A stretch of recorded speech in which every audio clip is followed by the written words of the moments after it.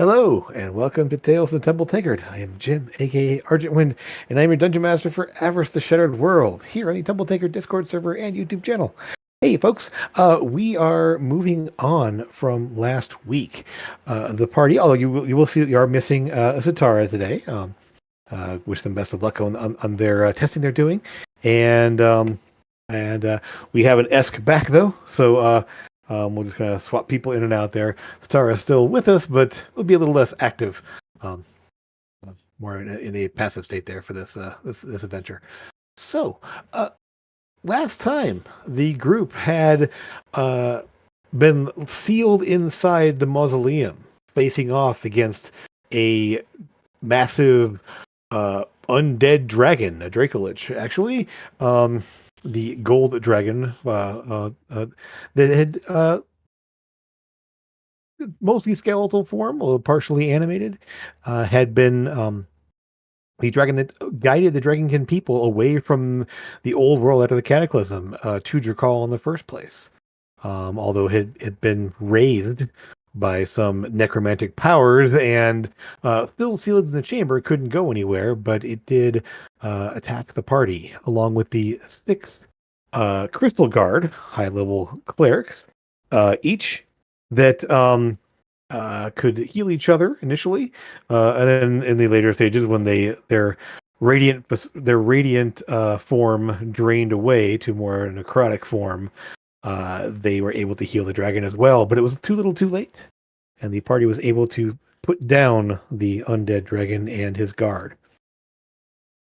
Uh, in the aftermath, investigating the room, eventually were able to talk with the spirit of one of the crystal guard, um, and were able to recover his plate and weapon.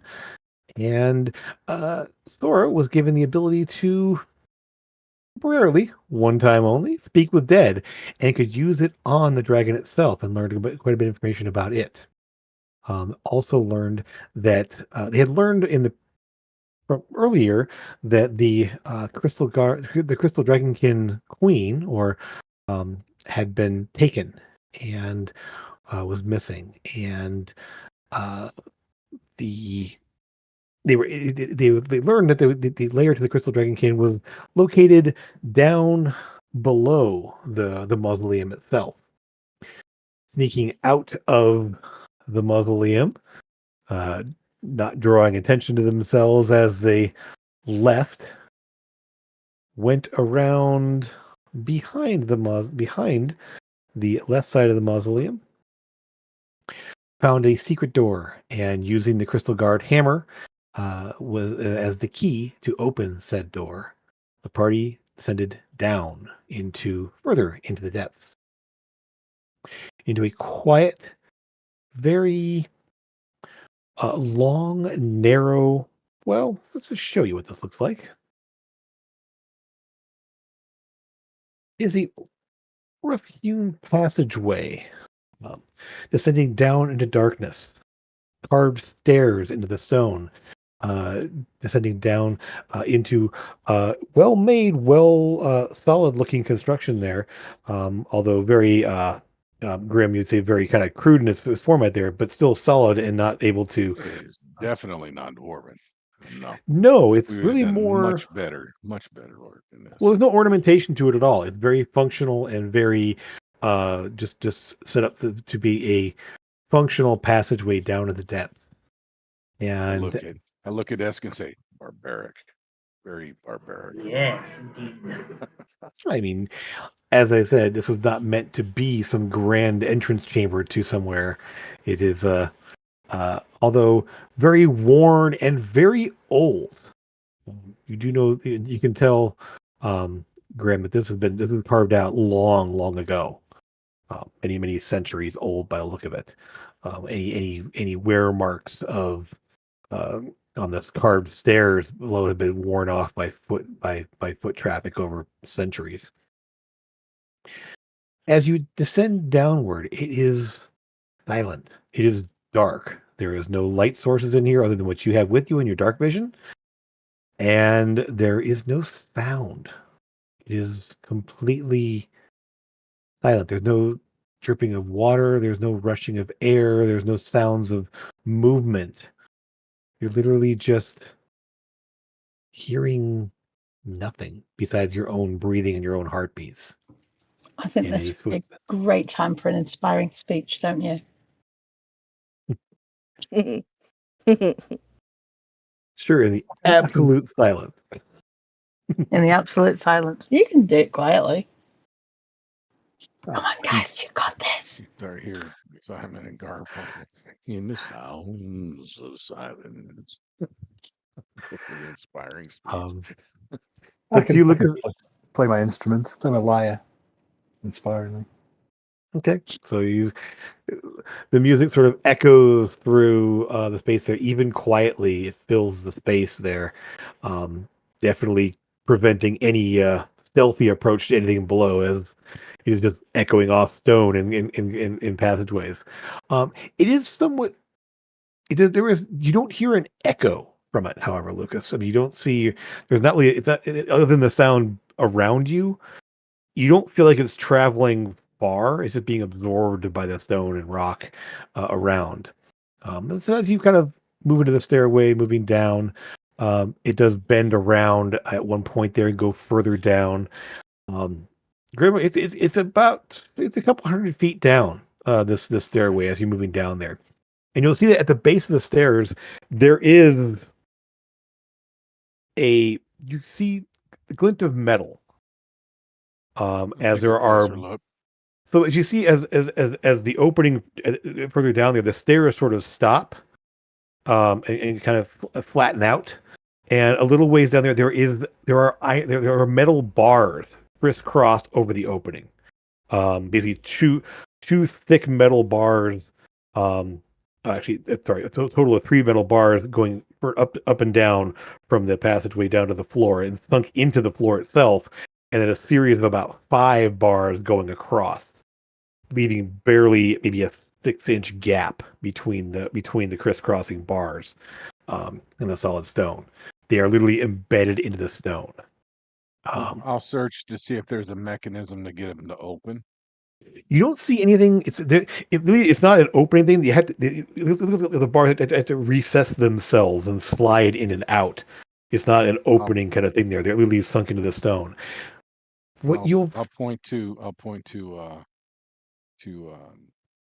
Sora and say, "Bring your hammer here."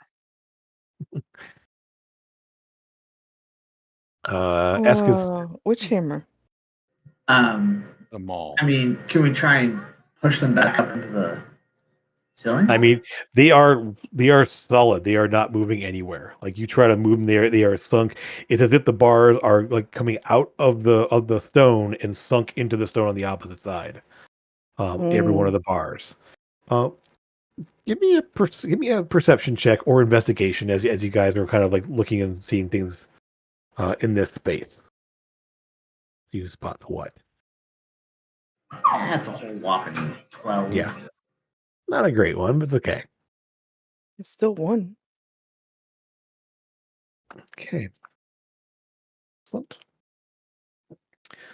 Okay, so are you kind of just kind of looking around there, still kind of getting used to the feeling of the weight of the armor and the way it moves and everything else, as you're now wearing something new. Again, you're sort of like watching the stones, kind of looking for any sort of because it's kind of confirming what Grim was saying. There's not really any markings or etchings or anything else on the wall. Amethyst and Grim, what you will see, the only thing that's out of place here is, and once you point this out, you're all going to see this because it's fairly obvious. And Lucas, there is a pair of what look to be quartz crystals kind of sticking partially out of the stone on the left-hand wall. And as you're looking at that, this you'll spot on the far side, the opposite side of the gate, there are 2 more over there. They're not placed in sort of any kind of specific pattern as you can see determined there. It's just like a little like quartz crystal sticking out about a couple inches across, sticking out maybe an inch or two. sticking out in sort of like odd angles. They're not like, and then you see there's two more on the opposite side of this barricade.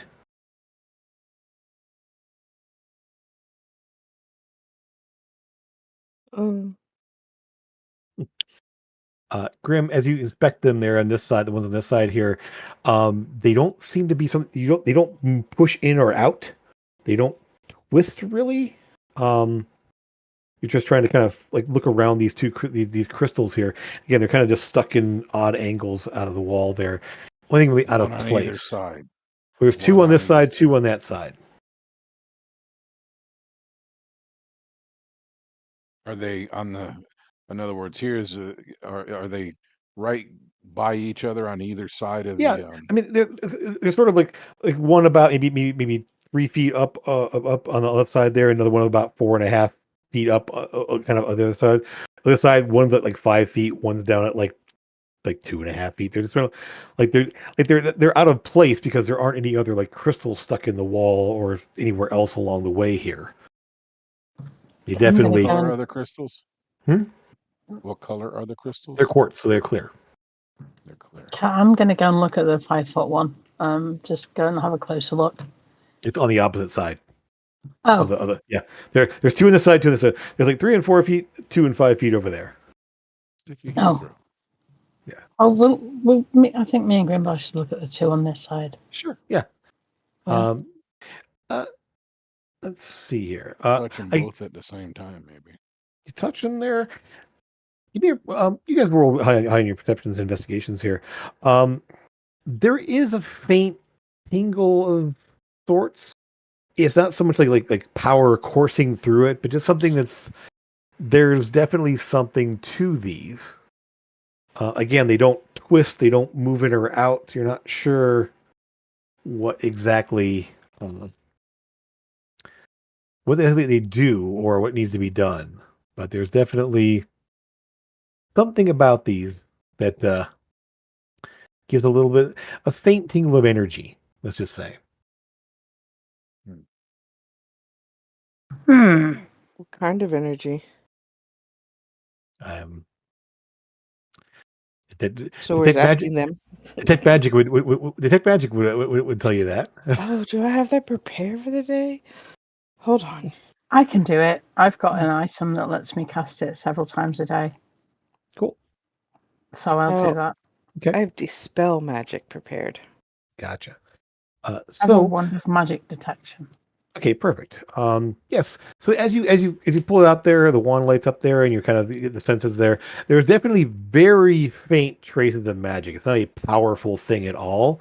As you kind of study it for a bit, looking closer, trying to figure it out, there is sort of an abjuration style of magic, which kind of lines up with like things like the arcane lock spells and things like that. So this likely has something to do with the door there. I'm thinking on that side somebody holds there too, and on this side they hold they do and they open up or something. Literally can't reach them through the other side there. No, I'm just saying there has to be somebody over there to hold that. Well, maybe 2 on this side to open the door to go through, and 2 on the other side to open the door to come back through. That's maybe. I don't know. Maybe we should just touch him and see if anything happens. He might explode. Who knows? It'll be fun, right? The other thing you will sense, the bit more as you said there, besides the abjuration there, it's the energy type, which is not quite rules as written, but it seems to be the faint energy you're saying is radiant energy. Huh. Okay.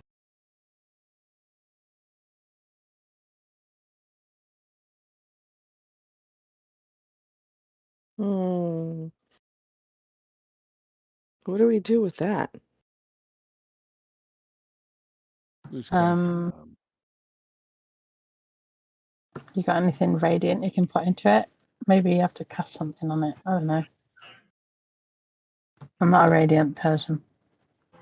I have this, and I will hold up the guiding bolt rod. It's the only thing I have that does radiant damage. The Just magic guiding bolt that would blow it up. Sure. You do also have an item that has radiant energy as well. Now, it's Oh, Oh yes, okay. we forgot about the hammer.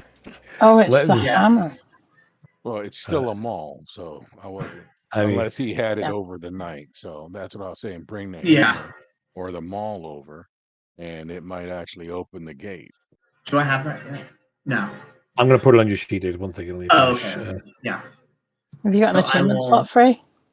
I'll unattune to the Mace of Disruption because it does the same thing as the Mace of Disruption. Sort of. So I'll unattune from that. Sure thing. Let's see.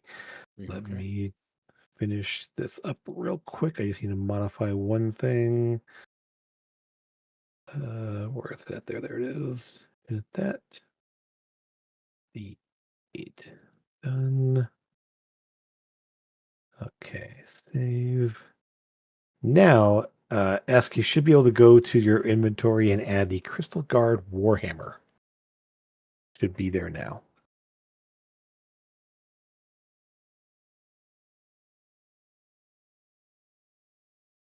All right, sweet. Yeah, I got it. Okay. Attune check.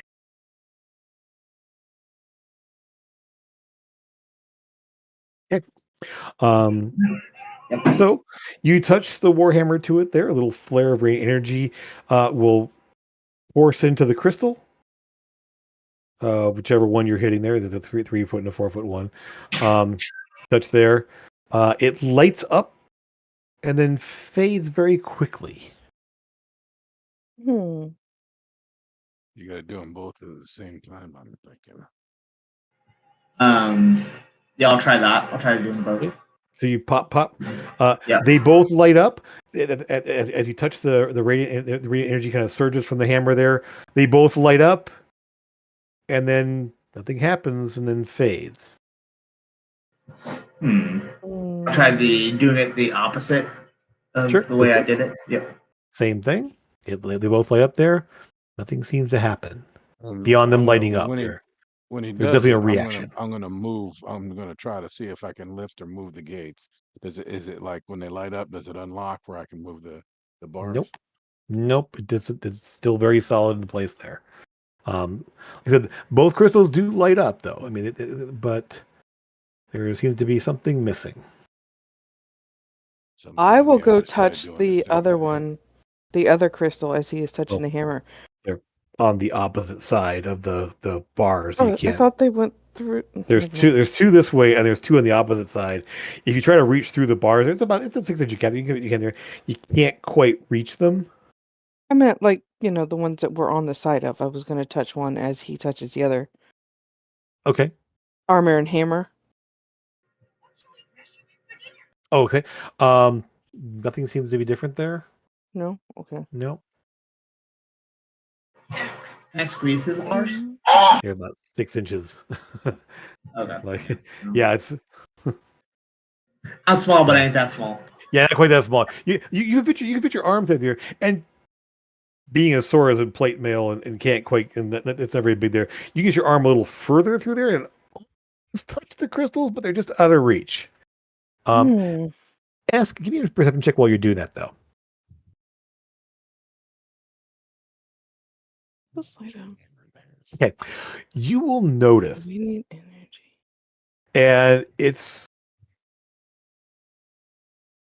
and you'll notice at this too.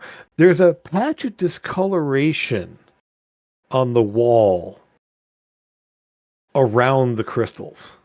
You thought it was just a shadow at first, and you're kind of looking at the region there, and you realize that no, there's definitely it's almost like not quite burned, but there's definitely discoloration on the wall around where the crystals are on both sides, in fact. I'll hold up the guiding bolt Manatech item, and I'm gonna shoot that exact spot. Okay, well, it's the crystals themselves over there, yeah. Yeah. Okay. So I will shoot that. Okay, you will shoot that. It's not hard to kind of aim it in there, and it's only a couple feet away. So you ping there. The crystals over there light up No, do the ones over this side. Yeah, and I All those ones are lit will up. hold the hammer towards the ones on this side. So Yeah. as the glow is starting to fade over, you come over and tap the two over here, and there's a sound, and the bars actually start to slide back, just kind of. Yeah. And the bars slide from the floor up through the ceiling there until the passageway reveals itself. The crystals all sort of slowly fade away. The glow fades away, and you guys can head out inside. Very nifty. And Sora, you kind of like it starts to dawn on you a little bit there that the crystal dragon card can probably breathe radiant energy as well, so they could breathe and tap away and open it there. So without a way to project the radiant energy there, you couldn't really open this door. You also did see them; they were able to project radiant light at a distance as well through their abilities. So Yeah, we saw them do that, didn't we? Yep, We got there in the they end. could heal with it and do holy fire as well. So Yeah. yeah. So the passageway opens up there, and you down into the space. It will open up into a what's going on here? 1 second. There we go. This time still sort of rough hewn, but the floor is very smooth and well worn. You can see sort of groove marks where this has been carved away in sort of this arch shaped passageway, like going down. There is faint light coming from down there, not bright, just faint bit of light there. But since you're kind of looking at dark vision, there's definitely some light down this tunnel here as you're moving down there. Kind of winds around slowly. Again, still silent. You don't hear anything, but it's definitely a well-traveled tunnel. Anything you guys are doing on the way, or anything you want to prep or have? I want to start moving pretty quietly. Okay. Yeah, definitely. So you definitely are able to move along quietly. Sora, it's strange because the mithril armor, like, it's very, very well made and almost silent as you walk, as opposed to the clanky type of armor you wore in the past. Mithril doesn't impose disadvantage to stealth, so you're able to. Well, you're still not dexterous. You're not being hindered by the armor in any attempt to move quietly. So, in fact, my rune carver runed is actually granting advantage now. okay, so you're actually able to have advantage on stealth checks. And so again, you're not hearing any sounds, you're not seeing any movement or anything else. And so you gotta move quietly and stealthily, just kind of moving on space there. Who's heading out in front? Okay, Grim, you're moving out there in front a little bit. I'll be behind Grim. Sure. Okay. So as you move along there, you do start the corridor goes down probably a good 100, 200 feet, roughly, and it starts to gently bend around to the side there. As you get further along the tunnel there, you do start hearing the telltale drip of water. Just little faint drips happening. Can I tell if it's? I could smell the moisture, but can I tell if it's stagnant or moldy or anything? It's very much cave water. So it's not stagnant. It's not. It's that smell that you get from like natural caverns with water dripping from. Yeah, exactly. And as you turn and come around, you will see a large chamber with. Let me put this here. With this cascade of white, milky stone. It's before you. Yeah. To give you an idea of scale, the passageway continues there. That is the opening where you're going. Is the very base there. So that is where the passageway goes through this. You see this column of. It's almost like melted wax. As you move into this space. And throughout the little folds and rivulets there are tiny like crystalline growth, all through the little cracks and spaces that you see along in there. Various minerals and formations that are along here. This is Grim, from like being in the Underdark and this is ancient. This has happened over millennia to make this something this size as you move through this space. I'm going to be checking on the ground for any broken pieces to put in my pocket.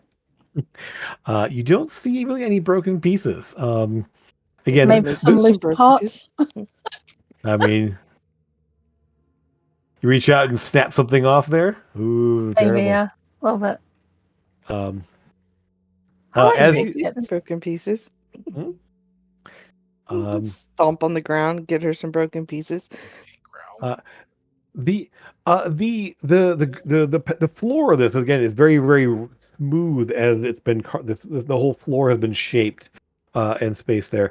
And actually, as you go through this little space at the bottom, you will find obviously where some people have brushed up against something there, and we'll find a few little broken shards of crystal. These aren't quartz; they're actually more gypsum and calcite, so it's not actually a quartz crystals. But they're little chunks, and as you pick up there, they have this little like tiny faceted. It's almost like a miniature stalactite, but it's just tiny little crystalline facets that catch the light in any direction you turn it.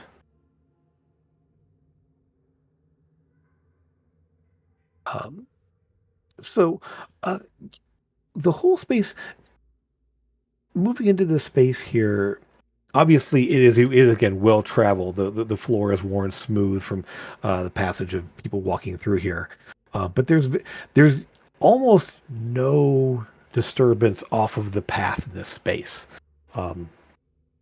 There's just this little space to go through here. So the walkway's been worn smooth, and everything else is pretty much natural. Exactly. It's like no one has messed with it at all. And you don't see any other side passages off of this space here. There is a couple of spots as you're approaching this where someone could. There's actually one like kind of a rock that's obviously been used to sit on. You can see it's sort of a boulder that's there. It's not covered in the same growth as everything else here, but it's obviously where someone could sit and kind of like look and watch, or sit and wait or something. But yeah, it's definitely there's like a stone, like a boulder that's been kind of worn smooth from people sitting on it and stuff. So heading. Yeah. The dripping sounds are much louder. You do see there's a sort of a wet look to a lot of the formation here, and every now and then there's a little drip of water that goes up with these one little rivulet type things and kind of plinks on the ground down below. It's kind of like just slowly dripping water throughout the space here. These hundreds and hundreds of little rivulets type things, but there is the sound. A much more pronounced sound of water beyond. Like there's more, almost like a rush of water. The temperature takes a bit of a.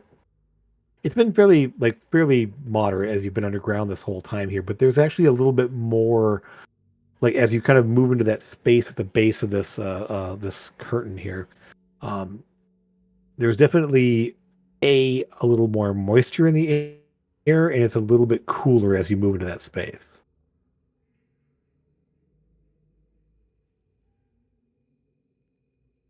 As you enter, you're about to see. Oh. You actually are up at the very top of this, what looks sort of a rushing water. It's probably a good 20, 30 yards past that little curtain there.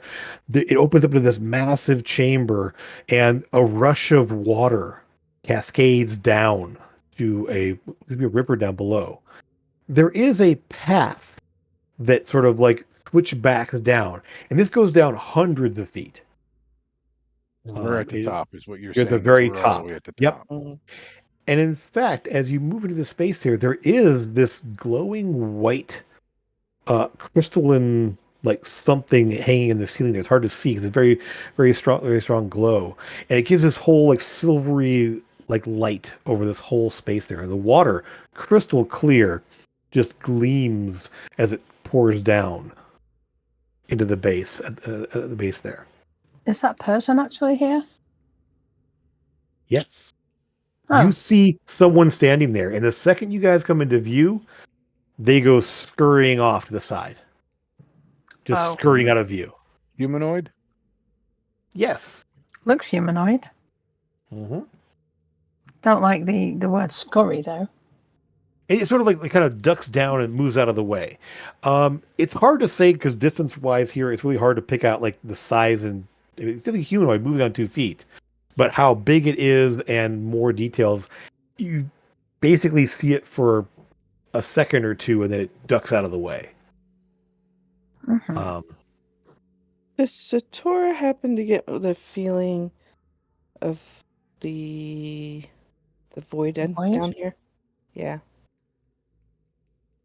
She's very quiet, but as you ask her, and it's getting stronger all the time. Not like it's here, it's just stronger. Okay. And as you're moving into this space, a couple of things. You, Thora, and you probably first. There is just this low, sort of scratchy sound of. It's sort of rhythmic. It's been just kind of like just kind of nagging in your ear there a bit there as you hear the water rushing down. You start to realize that it's words. Draconic. Old. Draconic. Just says, send. Join. Answer. It's sort of very similar. Just kind of those words. And they don't quite, you're not sure exactly what they, again, this is ancient Draconic. Right. Which, Sora, you don't know, but you understand the words. And Esk, you start to hear it too. And you understand the words. As you, I assume you start heading down the pathway, down the switchback trail, heading down? Yeah, we'll keep. Ask, do you know Old Draconic or just like normal Draconic like me? It is just normal Draconic. I do not know this ancient language. No. I've heard Old Draconic once before, right? Yes, you have. Yeah. Lie. And as you kind of one by one, as you guys are moving down here, you'll all hear the words. And you'll all understand them. Descend. Join. Answer. A slow. What was the first one? Stand? Descend.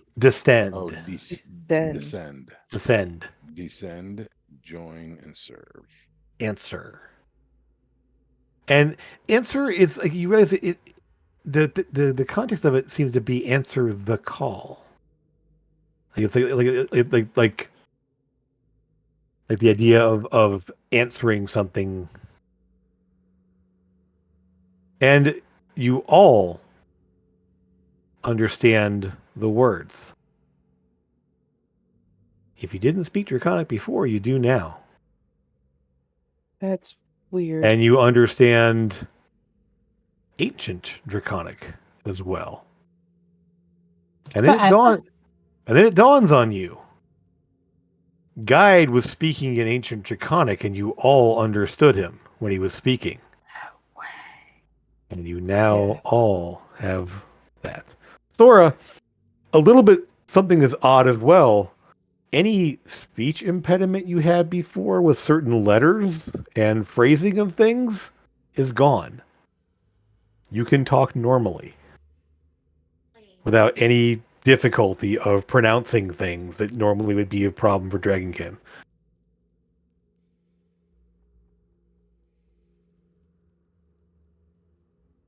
Add a new language to my.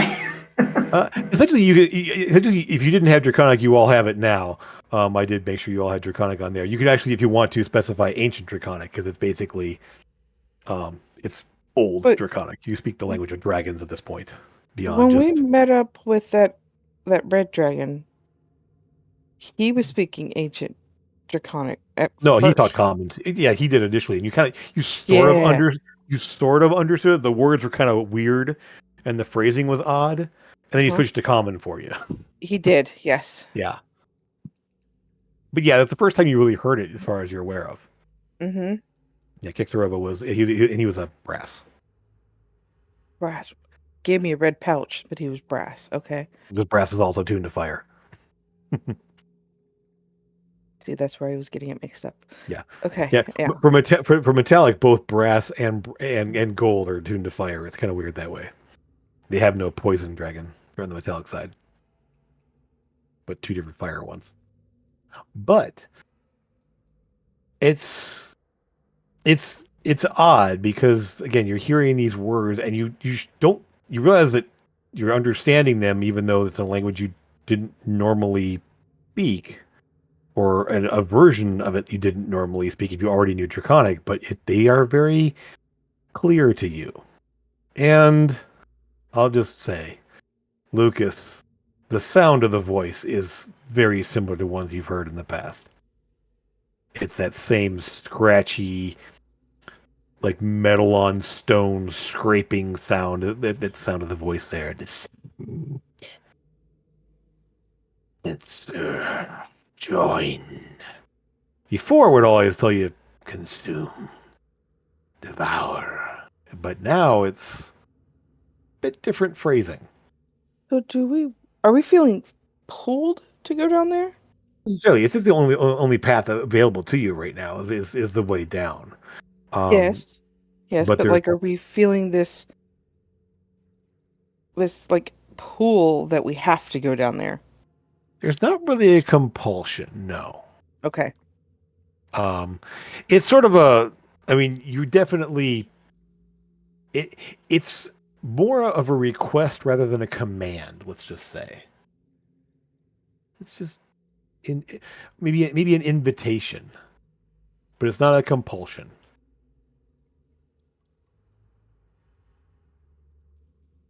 Anything else you want to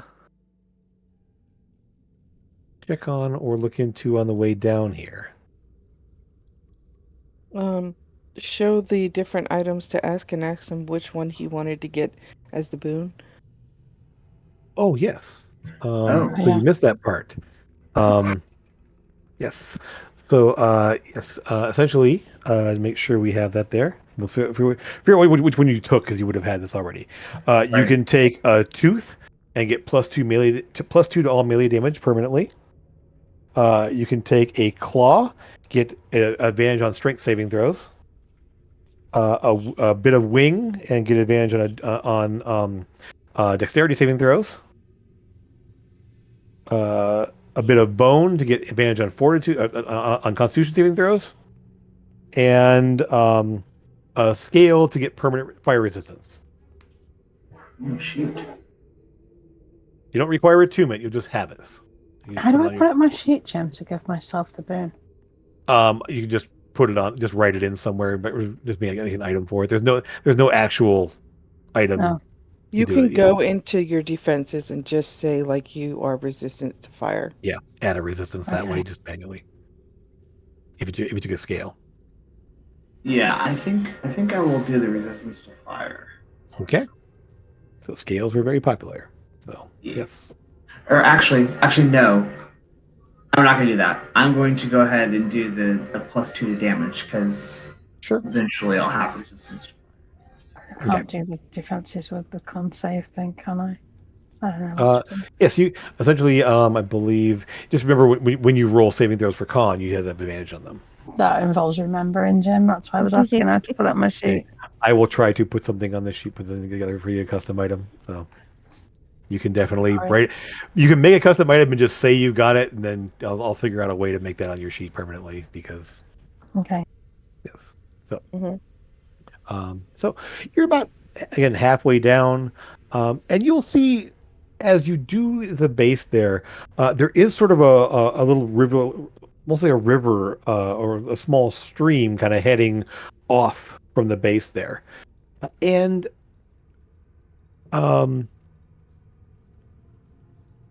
you will see there are some tunnels that branch off to the left and right. Kind of in the one off this way where this person ducked off in that direction there. There's another one that kind of heads down off to the right down over here. Kind of the pathway comes down. You can head off to the kind of the left of screen over this way. And then of course there's a little pathway along the stream that's down here at the base as well. So there's like 3 different ways out of this like space that you can see that are fairly obvious there. One off where they went, one off to the right, and one following the stream at the base. I hate to say that to split the party thing, but can we send Ask one way and Grimbar the other way, just a couple of feet in? Why? Just kind of scout ahead. So they can scout ahead? Yeah. And we'll hang out then here in the center? This would be a good time to use the telepathic bond. Okay. If that's going to happen, so that we can at least keep in touch. Okay. Do you want to use one out of the wrist brace? Yeah. Sure. Yeah, okay.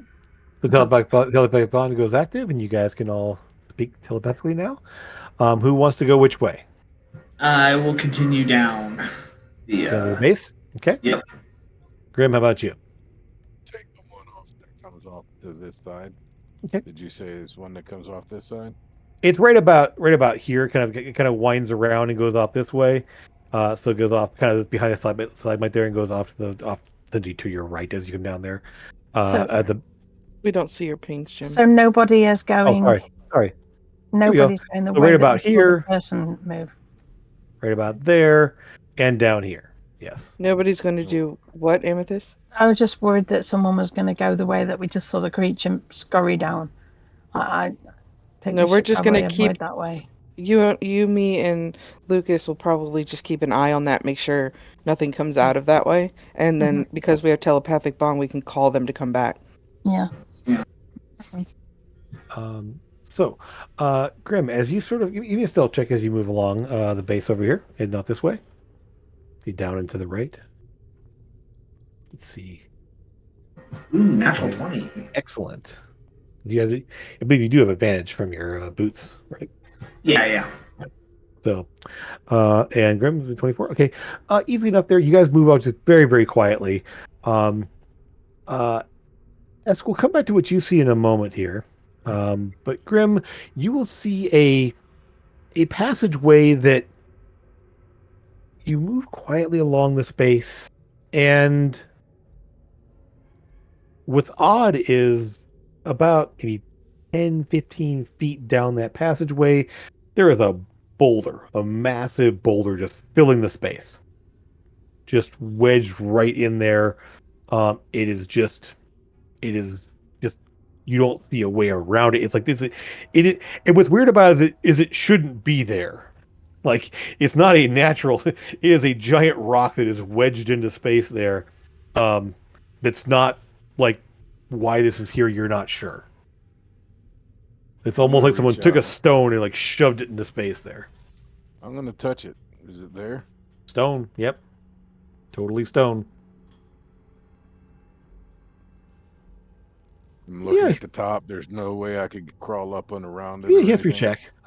So give me a history check there. As you examine this and kind of look at it there, it's wedged in on all sides. It is like there's maybe a little bit of a gap, and you'll see that there's actually, based on the the ground and everything, not too bad. This looks like someone literally kind of rolled and pushed this thing into place. You've seen this sort of thing, like if you want to seal off a chamber, you can just make a giant boulder and just kind of like just like force it into the space there. You don't normally see ones this large, but yeah, I mean it's a good like roughly circular 8 feet, like tall kind of wedge of space there, and you can see that it was actually obviously shoved in there because you find like little broken off chunks of rock and dirt on the floor around it there, and you can see where it's been like it's been scraped off partially on the top where it's wedged So itself. is it look recent or Fairly, definitely more recent than I mean, not sure exactly, but it's not like it's a natural thing that's been here for a long time. It's been done. I mean, pretty perceptive about stone here. I'll inform everybody. I says Yeah, it's this sealed has been off. blocked off. It's sealed off. It looks. I don't know if how recent it is, but beware. We might be being funneled. So just keep an eye out. So Okay. they're trying to they're trying to hurt us. I think. Just be careful. And Okay. I'll make sure Esk answers me. Yeah. Yeah. So what you see is that following the river, following the little stream here, it widens out into a much larger space, and you're going to see it, but not everyone else will yet. I will show you what this looks like. Oh, you lost.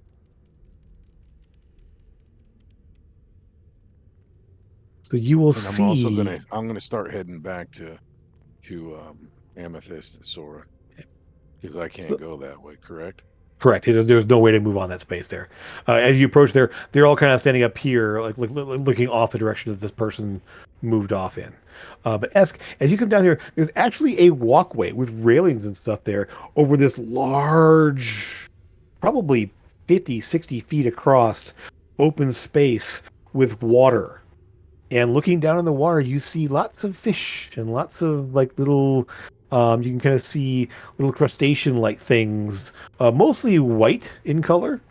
Some with a little bit of a reddish tinge to them and stuff, but they're mostly a kind of pale white. It's the You know, normal like cave fish that exactly. I eat. But there's Yeah.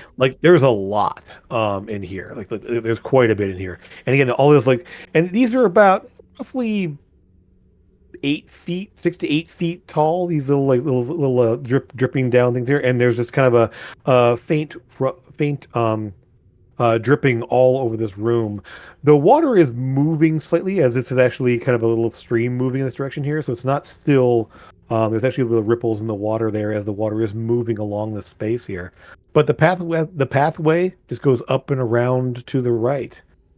You will see a couple different spots here where there's obviously spaces for either poles or nets to scoop up dead fish, or little spaces to tie off, like little crab pots or things like that would be kind of tossed down to the water on either side.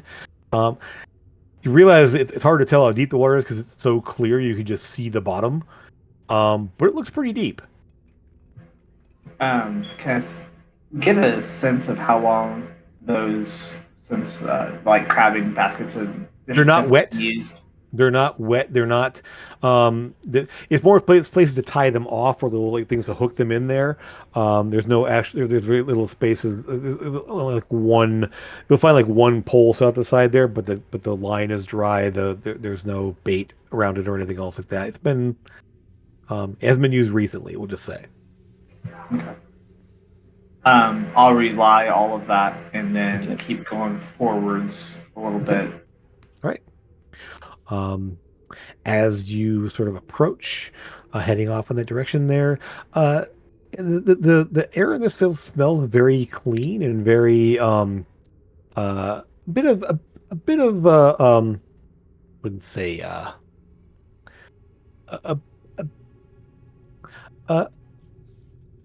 I guess a bit of I mean obviously there's this is all kind of fresh water, but a little bit of the kind of that what's the best thing?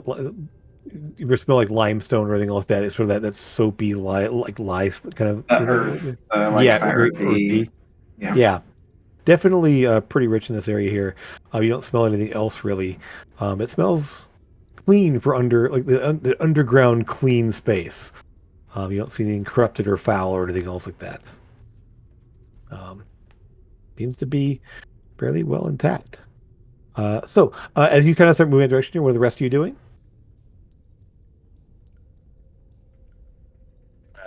To Sora, Amethyst, Mhm. and Lucas, and that's what I'm doing. Okay.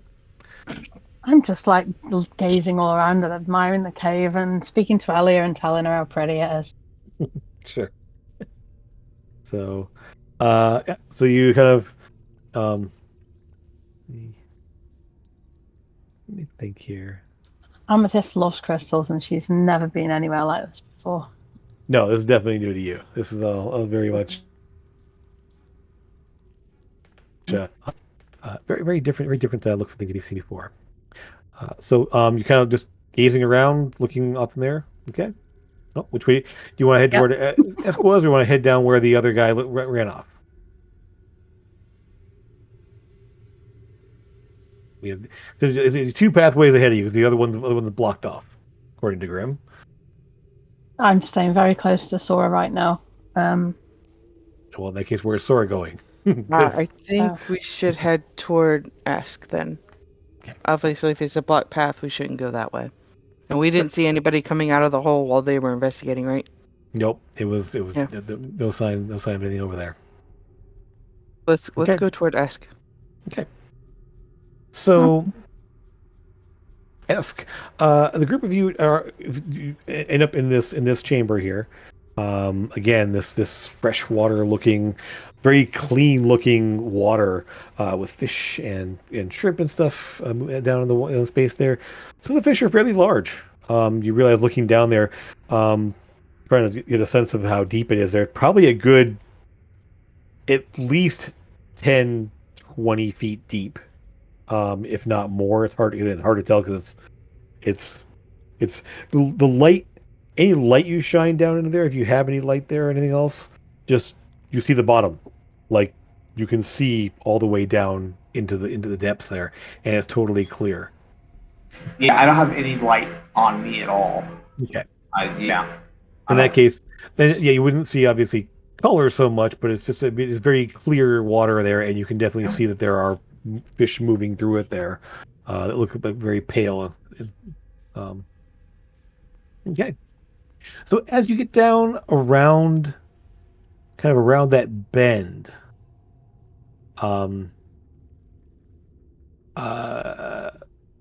let's see here. Let me just try this real quick. Okay. There is a faint, well, you hear a bit of a clawed footsteps moving on stone, kind of out ahead of you, and you see a somewhat hunched over shape there, wearing obviously a cloak or something that kind of pulled up, kind of running off away from you, and kind of piecing it together. They're coming from left to right. The other path leads to It this seems path. it seems to, yeah, they seem to merge up ahead of here, and goes running down a passageway, like away from you. Did he see me? Did I see him see me? As the group of you are coming up there, so if you were ahead of them, you would again while the group of you were moving up there, essentially. So how far ahead of the group were you, Ask? Oh man, he's coming behind me then, because I would. But he's up around the bend, so Okay. you're still in this chamber. So when they show up there, so you're Yeah. up ahead and they're falling up behind there. It's as they're all coming in and not being super quiet compared to you, with your natural 20. Yes, because we Um, haven't been told to be quiet, so we're just I mean- casually walking. Yeah, I mean you're not like stomping and running and clanking Mm-mm. around. You're just kind of like walking like fairly Mhm. normally.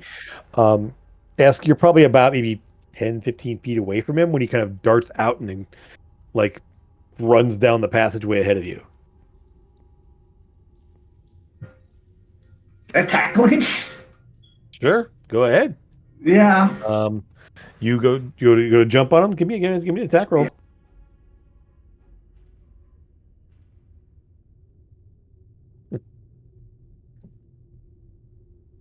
Yeah, you guys see like Esk as you all sort of see that figure dart out of the way. Esk kind of like explodes out from where he was crouched down, and jumps on him, and then at that point you can get a little more of an idea of scale as a 3 foot tall thing collides with something about five, maybe a little under 5 feet tall. Esk, you just kind of hit there, grabbing onto the space there, and you're like holding on to it at that point there. It will try to escape, but this will be not going to beat your. You have almost no bonus. You I'll and do you, like a judo, like wrap my like tail around his leg and like try and like bend his knee to like bring him down to the ground. Okay. Type of thing. You kind of tackle him down there, and you see S struggling with someone in a cloak. What do the Right, rest of you do? We'll rush over to him and try to help him. Help him how? Help him restrain better? He's pretty much wrapping the person on the ground there, thrashing in his grip. So Well, let me understand better. Is S taller than it, or is it taller than it's S? taller No. than Esk. I'm so so small. Definitely be trying to help S Okay, so maintain again, the grapple in this. so are you going to like step on him? You want to try to grab him? What like how is the help going to be? In what form are you going to help him? Are you going to clock the guys who's not moving? What's the plan here? Can I hit him to make him go unconscious? If I can hit him hard enough, like not kill him, but just knock him out. Never mind. The chill touch hits him and he goes limp. Never mind. Sorry. That works. Okay. Esk, totally limp in your arms. I'm going to check his pulse. You turn him over and you see a fairly skinny, you assume, young dragonkin, crystalline growth around the head there. Kind of well, you can't see color right now because there's no light here. Yeah. You can just see sort of a patchy looking appearance to his scales. Yeah, eventually, yeah, he's unconscious. I'll push him over to the whole recovery position, like on the side there. Make sure he's not dead. Oh, he's Good dying. job, lad. Good job. You beat up a child. Yeah, job. He's young. No, he was a child. My God. I know. Well, I mean, I know it. Good job. so he's wearing a cloak. Yeah. So, he's maybe about. Well, you've been around dragonkin all your life. There, probably about 10 or 11 years old, maybe. So that can you So come?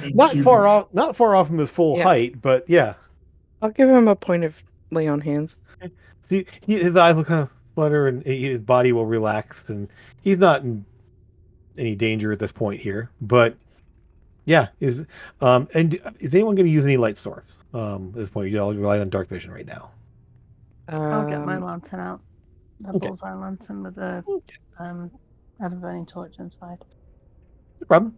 So as the light comes out, you can see again kind of the whitish crystalline like growth along the head and kind of down over the shoulders there, and you'll see that his scales are kind of a mottled patch of kind of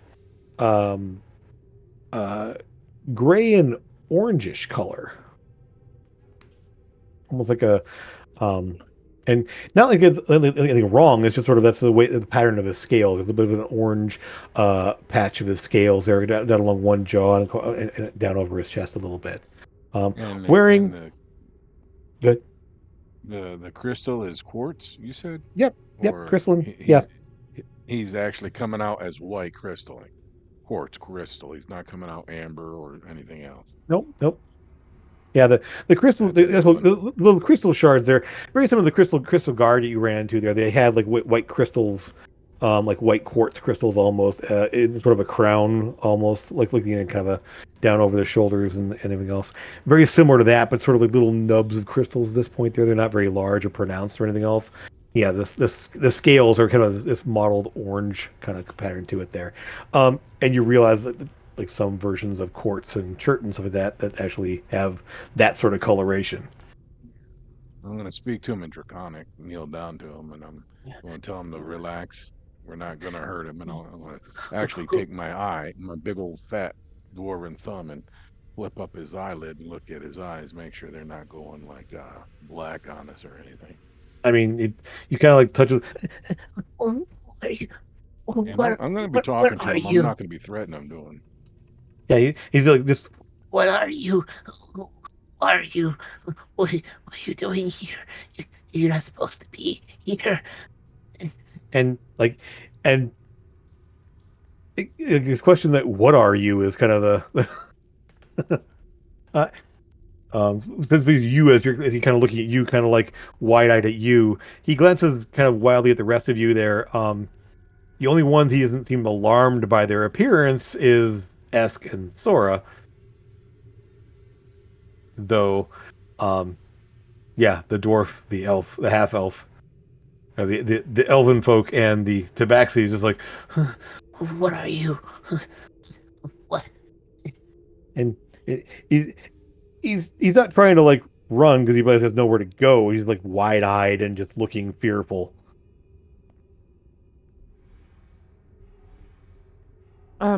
What are we or what are him? He asked, what are you? Who are you? I am a blue dragonkin named Sora. Okay. And these are my party members. What's a party? What do you mean? My friends. Oh. They're my friends. But You're not blue. I know. He's like, look, he finally settles back on you, Grim. Like, are you a dwarf? Yes, some call me a god, but yes, I am a dwarf. I don't believe that at all. That's not what we call it. I've heard of dwarfs, but never seen them before. Why are you here? What's happening? What's going on? Why did you sneak up on our friend? We're going to save you and your queen. That's what we're going to do. I didn't sneak up on anyone. I tried to run from you. Ask. You were sneaking up on. Yeah. He was running right past me. I saw him running. I thought, maybe we get some answers. Yes. So we encountered lots of undead things up there. I'm going to gesture back towards where we came from. Those aren't supposed to be there. That's the people. The Necropolis Guard is supposed to keep that from happening. Well, they have failed. So we need some answers. Yes.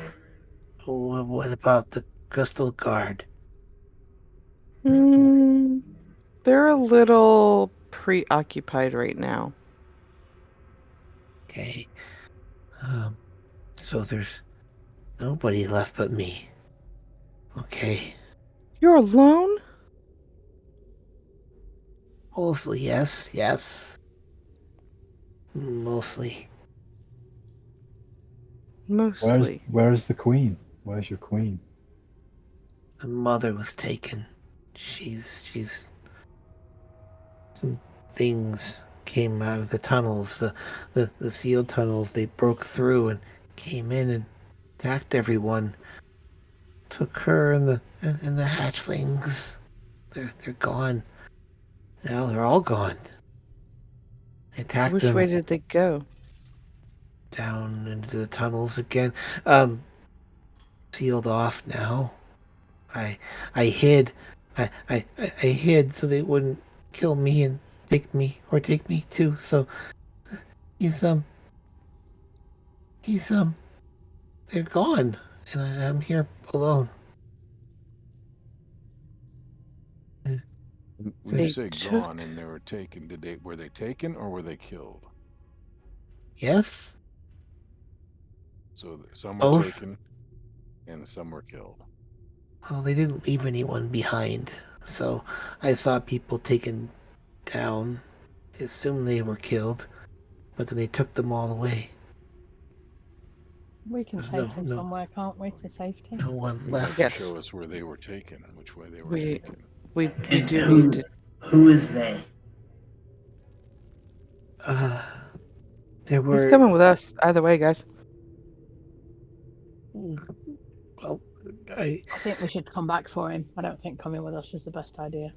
You're gonna leave him here for the Necropolis people to figure out a way to get down here? They can't even find the door and open the door. We brought the key, remember? Maybe we send him to one of the queens. We did bring the key, but did we close the door behind us? The door sealed behind you as you came in. Door Yes. seal- okay. He said it. He Yes. said it automatically shut. Yeah. Yeah. Once the last of you kind of was either it ground shut and sealed itself. Okay. Yes. And he's sort of looking at you. I assume that all this conversation is happening in your head since you're telepathically bonded right now. So he's sort of looking at all of you like waiting for you guys to talk to him. I'm not exactly alone. And I will kind of, let's see here. You will see. There he is. He is kind of instead of the blue, it's more like closer to white. He is dressed in sort of like a leather-looking, sort of a hide shirt and trousers. And I'm not totally alone. There is a friend here, someone to help. and he says in Draconic there. Actually, he says in a. Actually, does anyone speak Primordial here? Nope. I speak giant. Nope. I speak undercommon. No, I won't do it. Okay, so he was like kind of like it sounds like he just kind of like crunching up a mouthful of gravel, like, and from kind of stepping into the thud as like from one of the side passages off there thuds into space what looks to be a walking boulder. Oh, nice. Is that a friend of yours? Nice. I want one. That's Cobble. That's his name. They call him Cobble. He's a Galapdur. And Grim, you've heard of Galabdur. They're elemental, earth elemental type things that like live in the deep reaches of the stone there. Very helpful for digging out passageways, as they can also animate boulders. Nice. Oh, nice. Like the one that's wedged into the space there on the side there. Yeah. Mhm, Yeah. mhm, mhm. Yeah. Mm-mm. And you just sort of like And they're got a lot of hit. as he just sort of like says something in that same sort of like gravel in his mouth sort of sound, speaking Terran.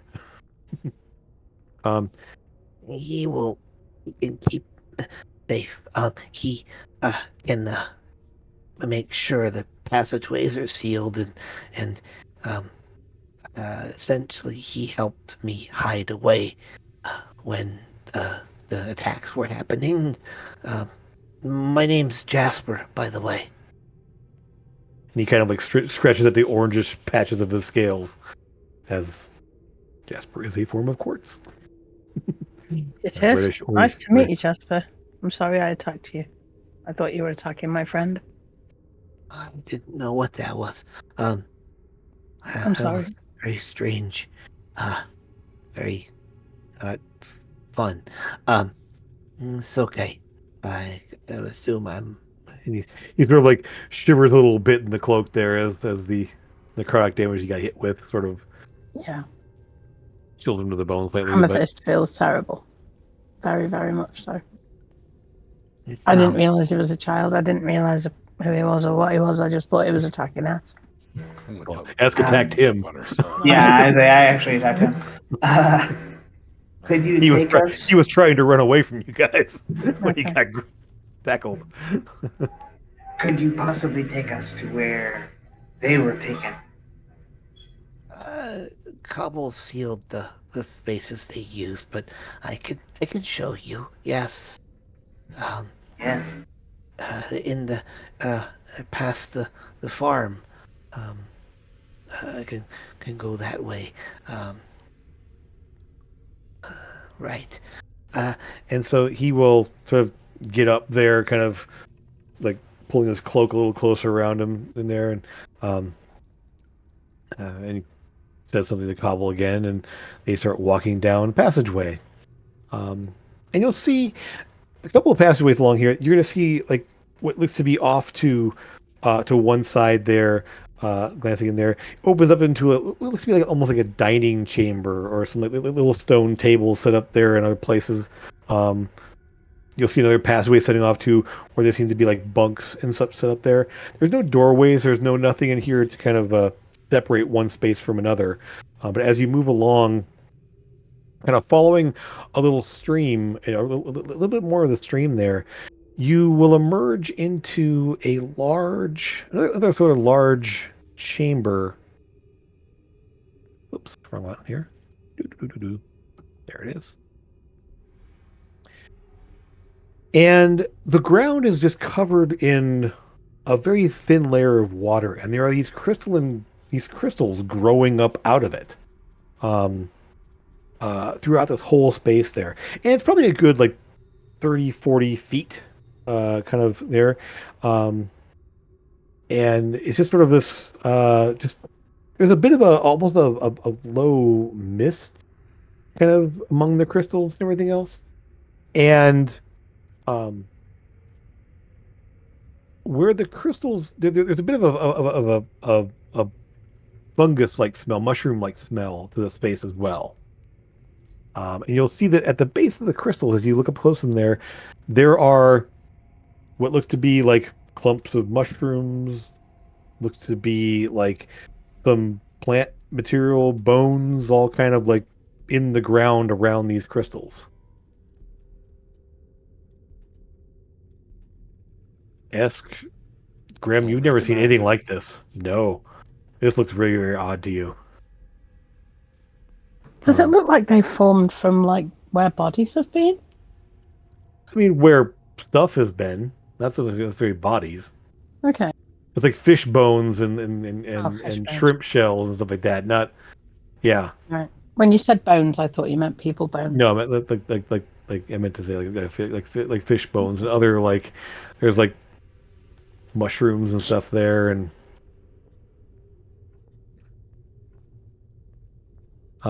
as he walks along, he will kind of walks partway out there, and there's a little bit more of a raised like walkway among these things, where you kind of follow along there. It's a little bit deeper in spots where some of the larger crystals are. He will reach out and just kind of almost like absent-mindedly snap off one of the crystals. It breaks off fairly easily. You just kind of reach out there and snaps on the top of one there and starts chewing on it. Well, now I got to try it. I don't recommend that. Grim, you reach out there, it snaps off pretty easily. You just go, and as you kind of smell there, it smells. I'll sniff it. Yeah. It's kind of a combination of like a mushroom, like a portobello type of mushroom like that, and something almost meaty, like almost like meat. Okay, well, I'll take like almost like a, Got it. and you kind of, and it's weird. It's like you're crunching into something very crunchy, but it tastes like a steak. A bit. But there's like mushroom and steak, and it's really odd. You're just like, Is it kind of like dissolving like rock candy type of thing? a bit, yeah. As you chew on it, it softens a bit more until you can actually like just swallow it. It's some sort of crystalline, like biological crystalline growth of some kind that can be used That's as good. food. Yeah. That's good. And I look at amethyst. I says, "You don't like it. It tastes like catnip." Mm, Amethyst will just shake her head at him. I'll break off a I'll piece break while we're her off a walking. Yeah. piece. I'll Yeah. break her off a piece and It hand breaks it to off her. I said, easily there, and "Actually, he says, really, "You're like, try it. The- Seriously, Oh. it's good. It's Tastes like a steak." he kind of like looks at you, and he kind of Jasper looks at you guys, and there's plenty of food here. This is where most of our if we don't have the fish or shrimp, we have this. This is sort of like this is the one of our main food sources for our group. You said And- fish or shrimp is what you normally eat, though?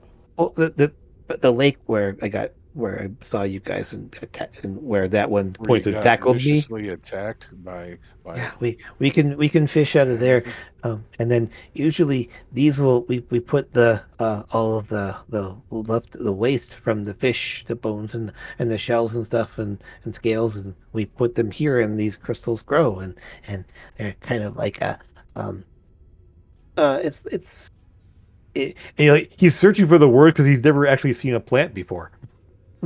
it's like uh it's tastes the good. food. That's all it needs. So it's like fertilizer of a kind. Yeah, they kind of use the as fertilizer. This grows up out of it and seems to be some sort of something edible. I don't like it. I don't trust it. Of course not. I'm gonna start eating as we're going. Yeah. I'm hungry. It's- we had a it's- long fight. If you Yeah. get crystals growing out of you later, just don't. It's Don't say essentially, you yeah. It's kind of like eating rock, like mushroom flavored rock candy almost. it's That it's an sounds odd horrible. thing. It does sound horrible, but it's very nutritious and filling. So Have you guys ever had like the mushroom like chicken in the woods? That's what I'm kind of like picturing the taste of. Yeah. yeah, it's I'm not Um, saying that I don't want to eat it. I'm saying that that's weird. it is very Because weird. It's Yeah. like knowing what a hot dog's made out of. Yeah, sort of. Like, You- Definitely never seen this type of food before. So no. he will get a little ways out and kind of point to the far wall, and They broke through over there. and he kind of points to a space there, and you'll see that yes, there's obviously a fairly recent looking rock slide that's blocked off a section there. I will seal it so they could come back through there, but that's where they came through, and where they went. And he kind of like says something to Cobble. Cobble goes over and then says something back to him and say, He says it's all clear. Nothing's moving beyond. Okay. Let's go then. You asked what they were. They were dark, like eye people, but darker in color, and there were some really nasty smelling things with them too. And they moved kind of weird, and they smelled terrible. I don't know what they were. Them? "Yep, Zombies. sounds like those troglodytes you fought a while back." Oh, dead troglodytes. Yeah. There were a bunch of them, and when they came in, a bunch of our people were coughing and choking, and then they got taken down. There's not many of us here. There's only the mother and then the two hatchlings, and there's the guard that goes up there, and there's only about 5 more here usually. They kind of take turns acting as guard above. I've been training, but I have still a number of years before I can join the guard.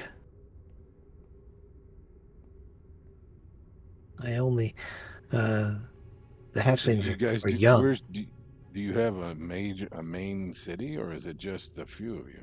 This is where we live. There's no more of your kind down here? No, no, they're not. They're long gone. This is all. We're small. We don't. There aren't a lot of us. Um, there's always the danger of the call. The What's call? the call? Well, as we come of age, um, can you hear it? And he kind of pauses.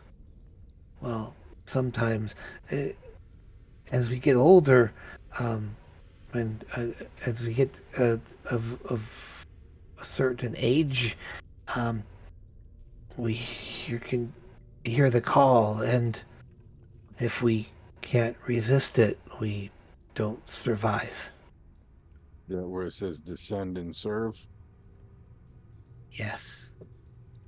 Yes. You can. I'll tap him on the shoulder. I said, you're strong. You'll Yes, resist. yes. I did. That's why. Um, I had a sibling. They didn't survive. And so I am the only one my age. And so I will be Crystal Guard when I'm old enough. I will join the ranks and help protect and do what needs to be done and make sure that we're safe here and that the necropolis above is safe. This is what we do. I'll through the link. I'll tell Sora she needs to tell the kid the truth. Mm-hmm. I And definitely think that we should. Tell him that he's the last of them. Yep. And, Like there are no more of his kind. He's the last of his kind. Do you know? We're gonna go save the last because they did take the queen and they took 2 babies. So plus 3 others or something like that. So we have to go and save them. But yeah, we're definitely going to be saving them. But like, why tell him he's the last of his kind if we're going to then go save others? Well, it's not the last of his kind, but there's no more Crystal Guard. That's what he needs to know. There's no more Crystal Guard, and he needs to know that he needs to protect this place and be astute about it. And make sure he stays out. Don't make the same mistake twice and let somebody see him. If you don't, I will. As he's watching all of you, Sora, he kind of like looks. You as you kind of looking around, he's like, you notice him staring at you. Well, yeah, I'm watching him while we're having this conversation in our head. Yeah. Right. Yeah. Why are you wearing that? Wearing your armor. Oh, right. So I'm gonna pull him aside at this point. Kind of get down at his level, and I mean, he's only like a foot and a half shorter. He's not smaller. Like, he's about 5 feet tall. I'm still gonna get down to his level. I know. Look at him in the eyes. Sure. Look. So when we were up top, we were trying to figure out what was going on in the necropolis, and we were attacked by a dragon. And the crystal guard that were protecting that dragon became undead. Dragon attacked you? Yes. It can't. Well, somebody unalived it and then made it attack us. Unalived it?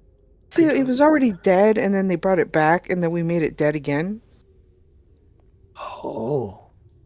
And the guard, Oh, I see. Yeah, so they're not there anymore. Okay. And at that point, you see him like struggling to hold it together. I'll hug him. And he sort of like kind of does that sort of like. He's trying to like. It's okay. Let it out. No. Not right. I'll say that in the link. He sort of like keeps from like just going completely, but he's just quiet Mhm. at this point. Mhm. I'll get him some water from the flask and some of our rations, and let him just chill for a minute. All right. Like- Oh, they're gone. Okay. So they're well. Did you see? Um, ask. Hold on here. Does he know that there's no more dead bodies in the necropolis? They're all just wandering around. No, they're still digging more up. He wouldn't know that. He's this is So then bad things are up there then too. Hmm. Yeah, Did you unfortunately. did you see Darvuk here? Was he the guy we There's rescued? the key. he's the one who gave you So, the key. yeah, Yeah. we did see him, and to my knowledge, is he still there? Because we're not done doing the You thing. No, no, You laid him to he fulfilled rest. his task. Well, He fulfilled Yeah. his duty. he fulfilled his duty, but like if we didn't finish the task that I took up the mantle to do, But we is did. he still Yeah. He wanted the dragon put to rest. right? Okay, yeah. Yeah. So yeah, we did meet him, and I will show him the key because I still have Yep, it. you still have it. Yep. I'll show him the key and say I gave him last rites, and I took up his purpose. And you see him just sort of like his eyes go wide, and you can see there's definitely tears in his eyes. Mm-hmm. My father. He's good. So he had you help and good, so he's been gone for a long time. Didn't know what happened. So but 190 something days. Yep. Hmm. And so 100. Well, he died 190. Yeah, basically, yeah. So I kind of wish you'd mentioned that. Mention the boy. Yeah. you didn't know. Uh-huh. So Mm. I'm gonna give the boy the key because I don't think we need it anymore. What? No. He will take it. Like, Okay. We don't need it anymore. He can have the key. It's his generational right to have it. Yeah, His but we father don't had need it. him running out trying to take revenge on his father for his father's death either. He We'll doesn't need take to be care of that. he doesn't need to be pulling a hero. Wait Nope, until we we're will take finished. care of that. Wait Yeah. until we're finished and then give it to him. I mean, give me insight checks. He if you want, but I mean, he's not going anywhere. He's Isn't that, Mhm. I and don't think he'll be going anywhere. He's too scared to go anywhere at the moment. yeah, he's been here on his own now for, and you realize piecing it together, probably about 6 months. I think we need to take him to one of the cities and get him That- at home. He was That just is what saying I was this. thinking. Send him to the Silver Queen. Yes. Yeah. We can do a lot with him, but let's finish what we're doing first, and then, like you said, then Can come back Lucas- for him. Can Lucas teleport him? It's his That's big spell for the day. Cutting just him, I have to teleport myself as well. Yeah, it's like you teleport yourself and others. So Hmm. I see. I don't want to take him with us, but I don't want to leave him here on his own. And I don't. I mean, I think we keep him here. He's been here on his own for, what'd you say, 190 some days? Almost a full year. about 7 months. Listen, I see, almost a full year.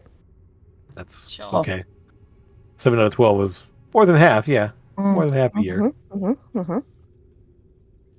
I think he'll be okay. I don't think we need to worry too much about him. You'll stay here, right, kid? I don't. This is my home. I don't have anywhere else to go. I don't know anywhere else. We're going to There you take you somewhere safe. We're going to come back for you and take you somewhere safe. Find you a home. Some people to take care of you. This is my home. I don't. This is You where might not be safe here much longer. Well, then. We want you out of here before the call. I will not answer the call. I never will. But the further you are from this place, the better. None of us will. Good. I'm glad to hear that. And the only ones that answer the call don't survive. Mm-hmm.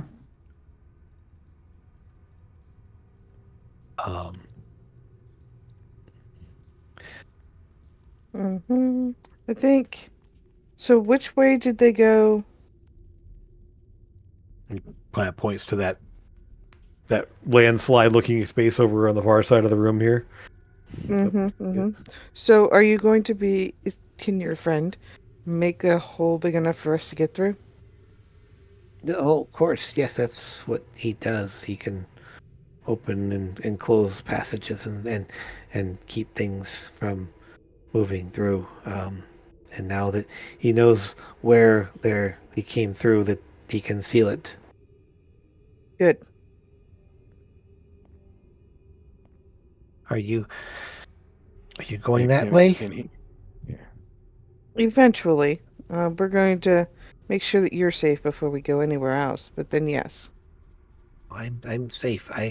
Nothing else will come here as long as Cobble's here, and I have hiding places as well if anything does come here that can't find me. We're going to go and try and rescue your family, and if we can't, we're going to go and kill whatever took them. Good. Good. I think I saw there were the dark ones, the crystal ones that were dark. I never seen their kind before, but there were some that were purple too, like amethyst. Is he talking about the topaz ones that have gone dark? You think so? Yeah. The other ones seem to be more of a colorful nature to them. Yeah. Did you see any emeralds? Green? No, I did not. Not, but then I as when the fighting started, I hid. That's probably a good idea, anyways. And got out of view so they couldn't find me.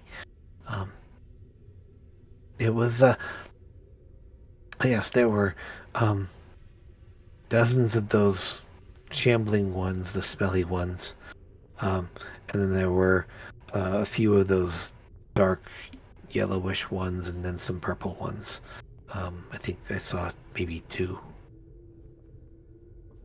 Mm-hmm. I don't know. I think that they came from, I assume, deeper below. I don't. They're what happens when you answer the call. That's where they went.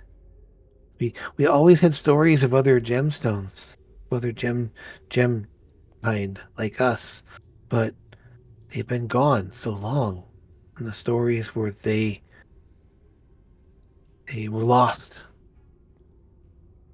Mm-hmm. Well, they found their way back, but they've changed. They're corrupted. They're not themselves anymore.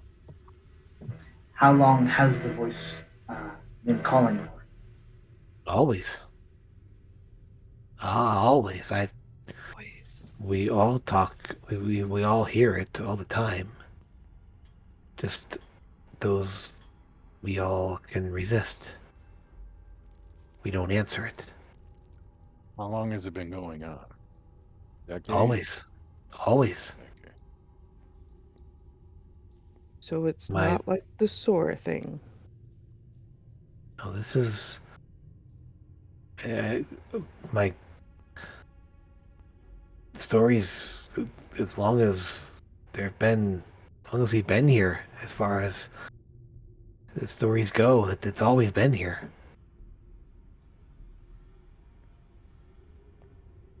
And it's just one of those, like, he's not really speaking from like a scholarly, like, this is just the reality for him. Mm-hmm. And as you think, you can all still hear it. It's still there. You can still hear that same. It occasionally gets a little stronger, a little quieter, but it's always there.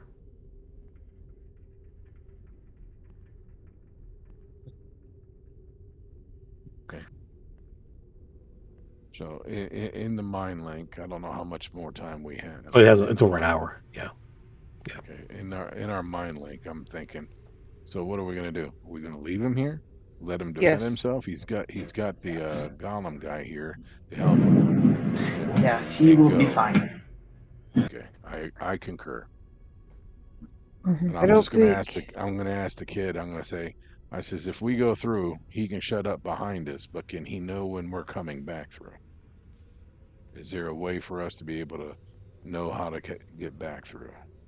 He looks over at the Galaptor um and says something in Terran, and he just, the thing just sort of like in no facial expression, just sort of like little slits in the rocky face there, and just gives a quick nod.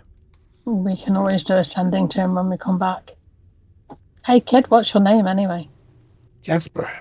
Jasper. Oh, yeah. Yeah, he I said forgot about that. Sorry. I knew that. Right. We can always call Yeah. him when we come back, right? Just Yeah. stay safe for now. Stay hidden. Stay with your friend. And we'll come back for you and take you somewhere safe. What's your friend's name? Cobble. Cobble and Jasper. Yep. Sound like And Cobble Calvin will and Knobs. say something a little bit.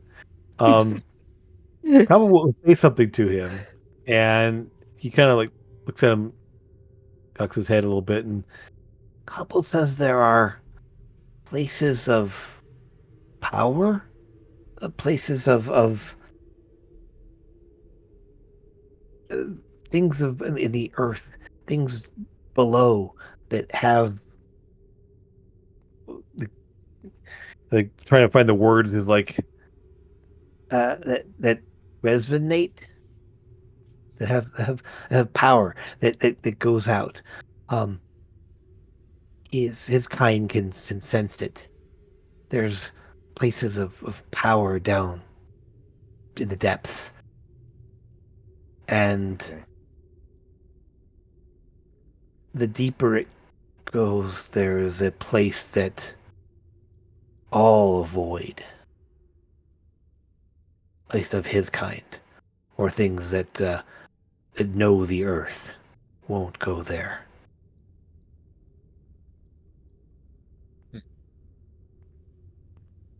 Okay. Looks I that. don't know. I don't know what that means really, but that's he said to say that. It means that's where we're going, most likely. Well, you are very brave, obviously. Or stupid. I wasn't gonna say that. It's all right. We'll say it for you. I'm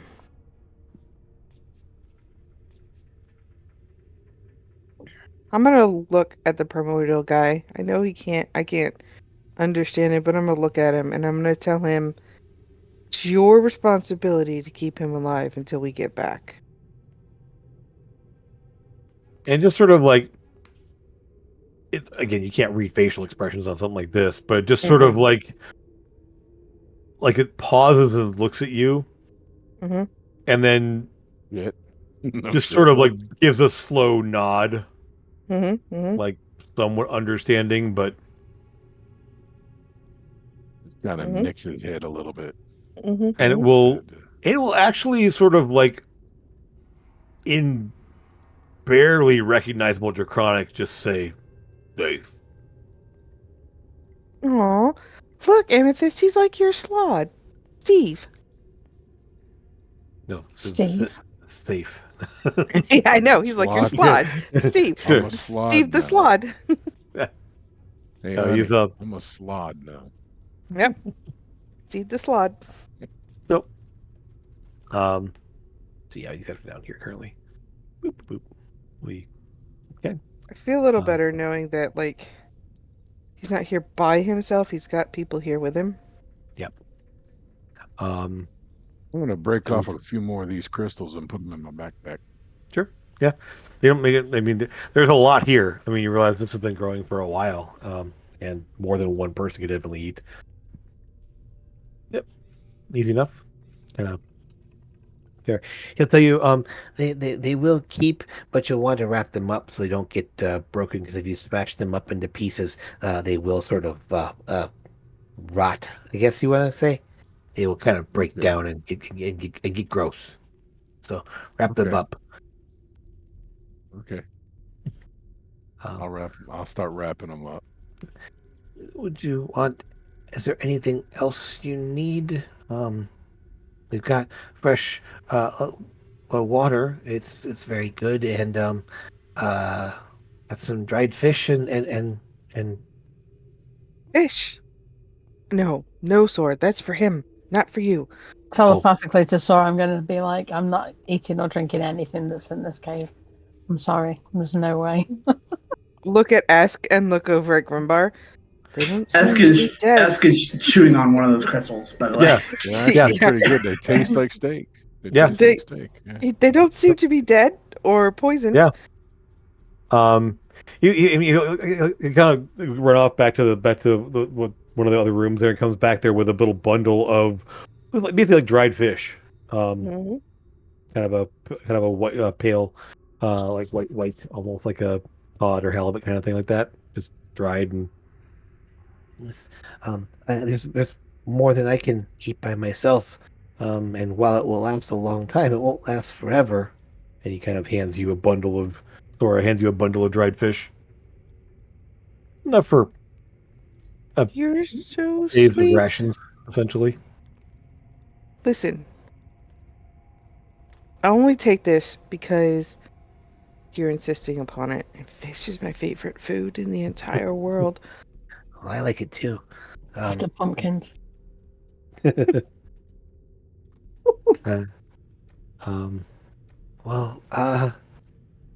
Take care. And he kind of points to the armor. Take care of that. There are only a few other sets for my people, so it will be keep it safe. I And don't plan on letting it go anywhere soon. I love this thing. I put it on and it felt like home.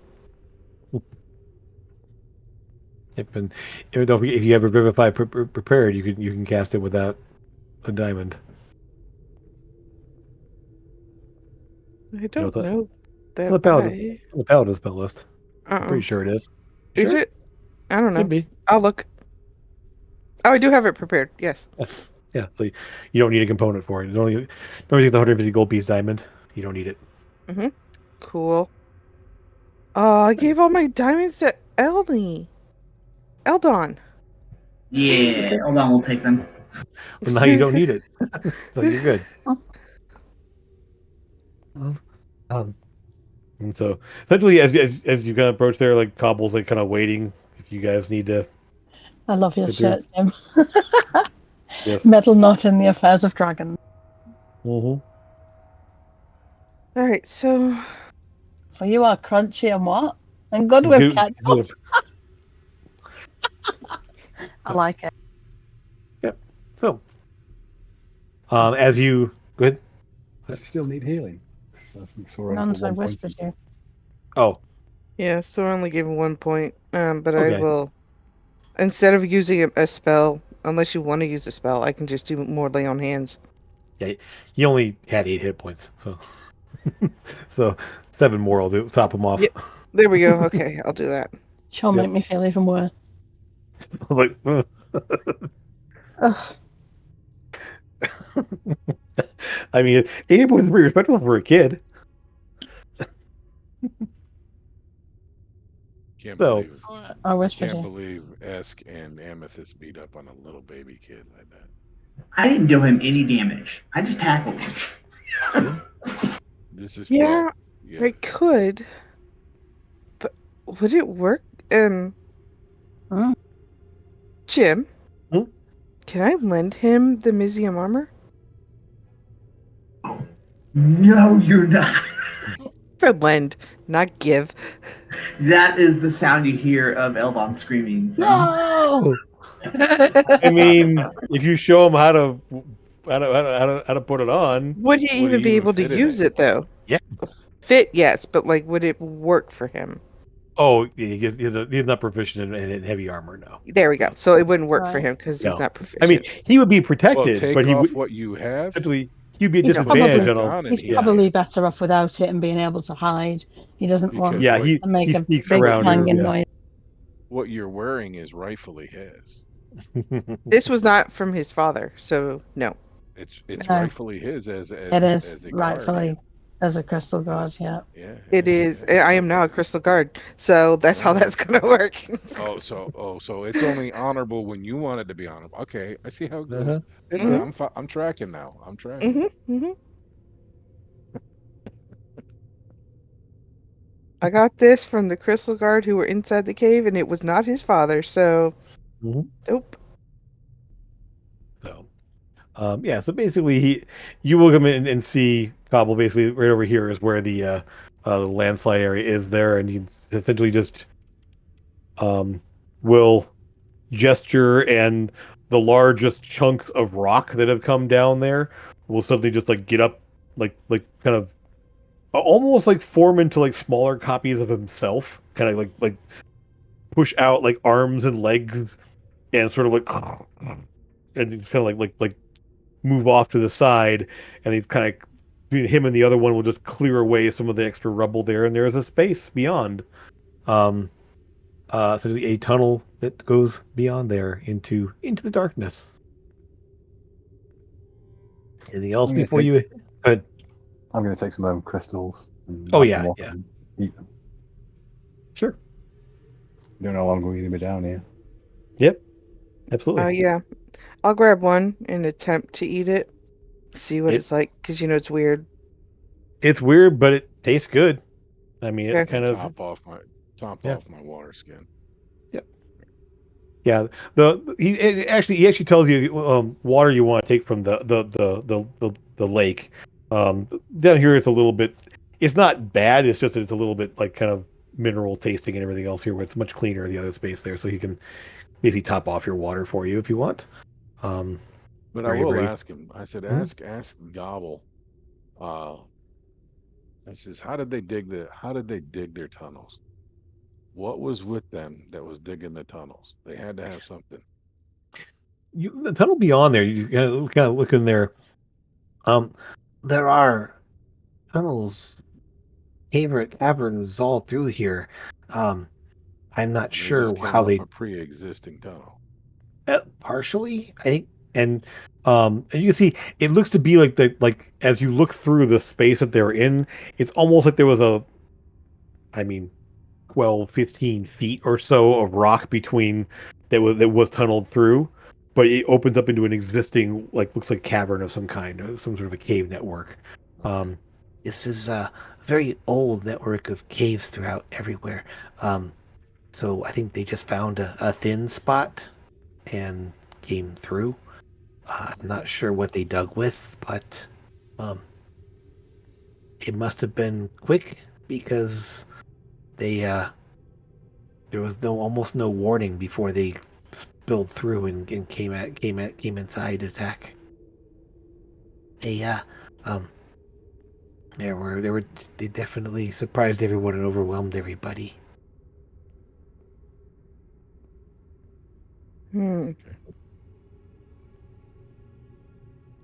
Okay. Well, and Cobble has the space open there. You guys head down into the caverns. Oh. As the last Quietly. Yep. As the last of you kind of move into space there, you'll hear the grinding as kind of the passageway seals up behind you. Um, Rubble kind of fills in the space partially, and then what looks to be a somewhat mobile looking boulder kind of wedges itself into place, and then just the arms and legs kind of go away, and it just seals the spot. Um, and you have a dark, quiet tunnel ahead of you. There is a very faint, musty odor that wasn't present in the cave you came from before. Definitely lingering, like foul scent in the air. Not recent, just very, very faint. That you can't, it just have a miss. The tunnel is fairly level here. It's not like going up or down so much along the spot here. Checking, you will find that kind of heading down to the right will eventually kind of turn and go down deeper. You will definitely see signs of movement in on the rocky floor and the dirt and everything else of a large group that has moved through the space, disturbing the area. Not recently, as far as you can tell. It's hard to tell underground because there's not really wind or rain to wash away tracks. So it's hard to tell how old they are. But there's definitely signs of things moving along this space. And as you head down to the tunnels, take a little bit of an early break as we're almost going to break time here. Let's go ahead and pause for a bit and figure out where we're headed next.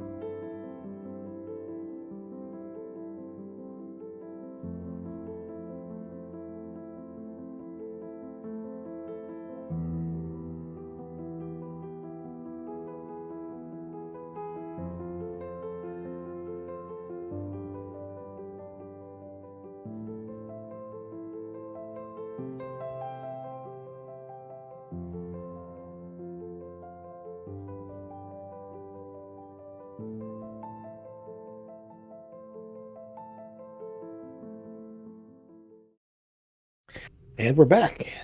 So you have moved beyond the lair of the crystal dragonkin. Seemingly have been sealed away, and at least according to the young one you met there, been there as long as he can remember. This has been their home. Didn't spend a lot of time in there, but got some food, got a solid little space there, and assured him that you would be back to help him in the future. He sealed, with the help of his Galabdur friend Cobble, sealed the way behind you, and you are now moving down into the corridor beyond. The call is steady. Not so much stronger, but steady. You hear that. But now you can almost hear... Grim, to you it sounds like you taking a pick and dragging it across stone. Amethyst, it's almost like taking your claws and scraping them along parchment. Just that same... back. Sure, that too. It's that crackling of fire, or just the sound of a knife being drawn across, like a hide of some kind as you're skinning or anything else. It's just that continuous scraping sound that's just in some ways grinding sound there. That's kind of over like under sort of like underlying that voice, that slow, grindy voice that's there as well. Again, it's not stronger, it's just becoming more obvious. So, what would you like to do? As you have caverns before you, and according to the Galabdur, there are places of power. There are things down in the depths.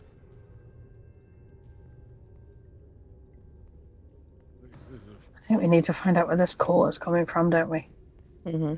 Yeah, we probably should talk to him more about the places of power. But we don't have much time. At this point, he's I mean, you could have him open it back up again while I can talk to him, but No. I said we don't have much time. We need to keep on going. That's all I'm saying. So how far in the day are we?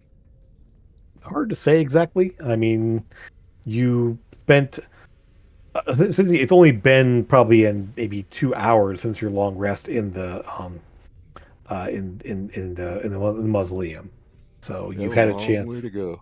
Yeah, essentially, you're not feeling any sort of fatigue of a day of travel. The guardian or the guide, when we were going through, said to follow the light. Was that only to find this area? To find the crystal, yeah. Yeah. Okay. Yep. Essentially, it seems like it was more to find the doorway in, because the light of the hammer helped you find the doorway inside. Right. Also helped open the doors inside there, and then the caves themselves. Again, the chamber that you were in here just before here, this chamber is, those crystals do go up a faint light, so there was actually a pretty brightly lit space there, able to see everything. But now you are in pretty much total darkness. I'm going to keep on. I'm going to move forward. Stay a little bit ahead. Okay. And before we go on ahead, because we are in darkness, I know most of us have dark vision, but do we want dancing lights out? No. No. Okay. Yep. Well, that would do us more. No. I know.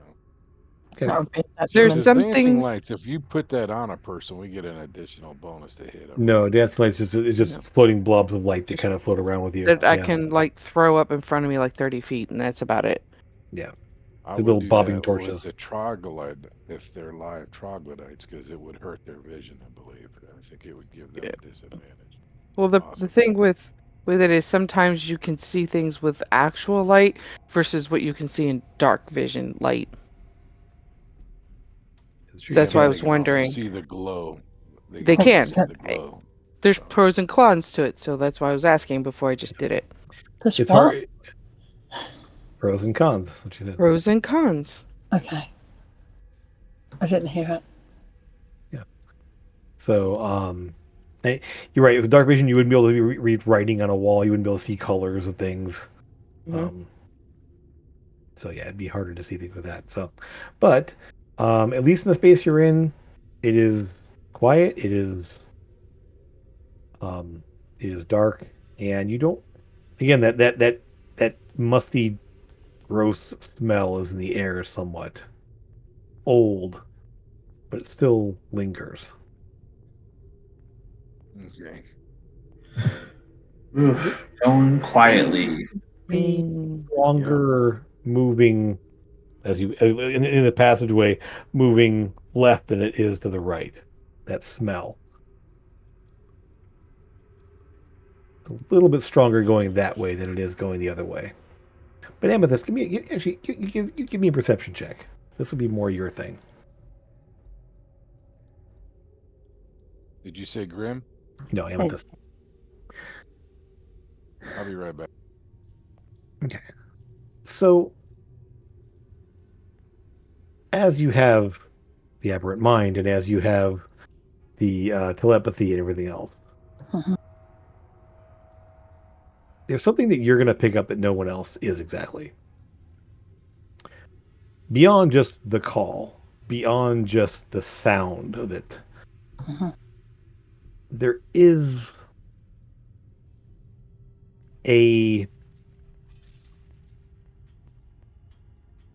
almost like there's a buzz that you pick up. It's like the sound of it's a sound of like being in a crowded room with conversations. Just imagine being in a room like a convention kind of thing. There's just this so many voices, but you can't make out any specific words from them. There's just voices. It's faint. It's not like it's overpowering, but it's something that you can pick up on a bit. And piecing it together, it's these things operate in a hive mind. They can think to each other essentially. Yeah. And the strength of that conversation, that din, is stronger to the right. So the smell is stronger to the left. The din is stronger to the right. Okay. I'll tell the group that.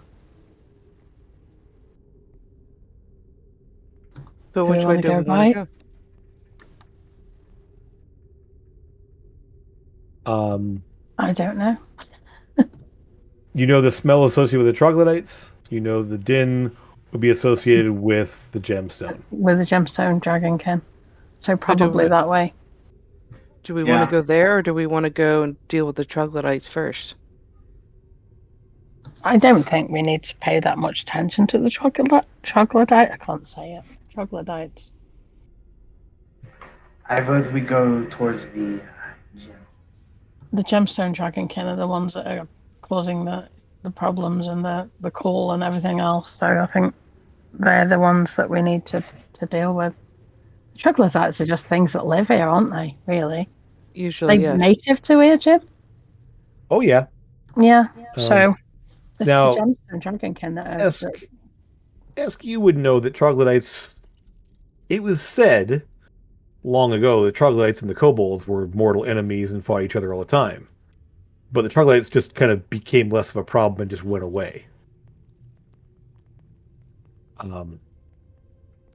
Partially, it's thought in some of the oral histories of the kobolds that the dragonkin, their big cousins, essentially helped wipe out the troglodytes and push them away and help the kobolds defeat them. Essentially, part of the reason why the kobolds and dragonkin have gotten along for so long is they sort of helped secure the area and kind of ended the war between the kobolds and troglodytes. Mm-hmm. So sitting in the steeple, Oh my god. that's what kind of like. Sorry, Roland started talking there. We know. We heard him. Oh my god. Okay, there we go. He's sitting here playing 10 now. Okay. So, out of curiosity, would the troglodytes maybe have summoned whatever is causing the gems to have their little emotional issue that they're having? See, that's what I'm wondering. Did the troglodytes cause the gemstones to do something they shouldn't have? I don't know. Yeah, we can go deal with either. For hundreds of years, we fought them tooth and claw. Mumbles, they're not that smart, you know. But being smart does not mean you cannot cry out to the dark, you know? That's wrong. I think I'm drawn more toward the dragonkin. I that's the situation that needs addressing. They are the ones who took the crystal dragonkin, the queen and stuff. So that's what we're down here for, isn't it? We're looking for the queen. Pretty sure the troglodytes don't have her. Well, they could be used. The troglodytes could be used to keep the prisoners subdued because they do stink so bad. They probably just charmed them. They probably just clicked the fingers and said, "Go and do that," and they did it. Mm-hmm. I know that because they did it to me, the bastards.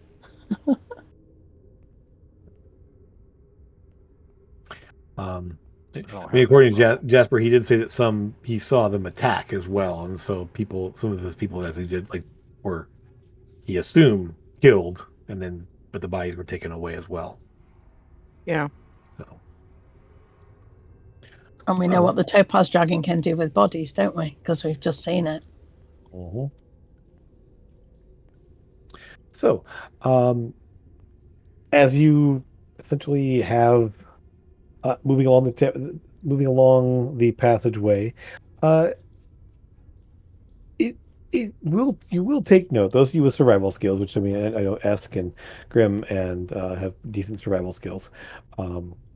It seems there is more foot traffic heading this direction. As you do follow, kind of moving all this way here. There's some other way, going towards the gym dragon. Yeah, heading downward, and the passage does slope downwards some more. Not sharply, but it's sort of a steady progression there. Grim, you're starting to realize you are getting deeper and deeper. This is you are officially in the Underdark at this point. Like, it's that far enough down to be considered that depth. And as such, you are all sort of feeling the pressure of being down this depth at this depth.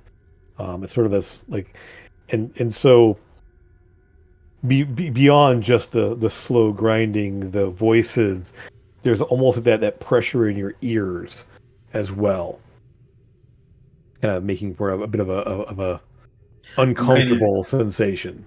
I'm gonna reach in my little duffel bag there and pull out a little mushroom that is very chewy and kind of like gum. Sure. Offer it to everyone. Yep. You guys can all essentially get a bit of gum there to chew on there. It does sort of help relieve some of the pressure there if you do take it. It's kind of like the Big Red, the cinnamon gum. Sure. Mm-hmm. So, heading down, you will eventually, over time, you're not sure how long exactly. But at this point, the telepathic bond has definitely worn off, as it's been It lasts for an hour, right? Each time you cast. Mhm. Okay, yeah. So yeah, it's been it's definitely over that. You're not sure exactly how long it's been, but it's been hours. You know this.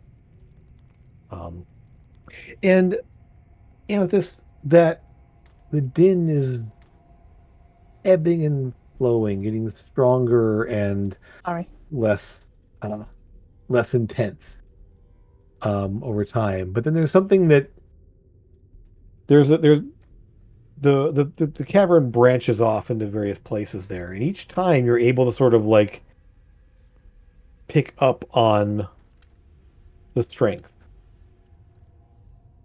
Like the first kind of branch you come to there, it kind of the path the cavern sort of meanders off one way, but it's definitely stronger to the left. You find yourself being drawn that way. Eventually, you will actually come to a space where there is another large, like, body of water. There's some sort of almost like an underground river. And at the very edge of your vision, you can see that there's an on the opposite side of this open space of water, dark, murky-looking water below you there. On the far side is an opening of what looks to be another cavern that way. And as you've been kind of honing your perception there is a strong presence from that opening. What Something kind is of person? that same that conversation, that sort of that did the thing there. Everyone else can be perception checks as well. How is Satara feeling about it? Tara's is definitely having a hard time. Satara is almost overwhelmed by the sensation of what's here. It's like there's just pockets of darkness for her everywhere, and it's getting stronger. Um, it's it's sort of like the sensation of you hear noise in the distance, but as you're getting closer, it's all drowning out the rest of the noise in the area, and it's just sort of like this strong presence. It's basically getting ever stronger, and so it's kind of drowning out the other sounds around to kind of pinpoint them.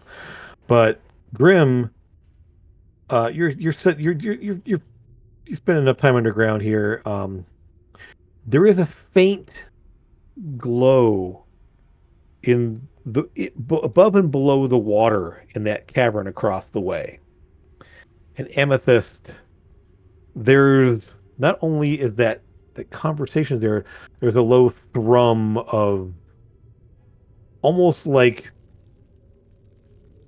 a just this like rhythmic pulse that's coming along with the sound from that direction as well, from that cavern. Not sure how deep the water is. Pretty dark. It's not it's not perfectly clear, but there is a cavern along the way there. Faint glow. And the glow is above and below the water. Yep. And it is a definite purple color. Okay, so and is it coming from that's in the water? Is it coming from towards the cave as well?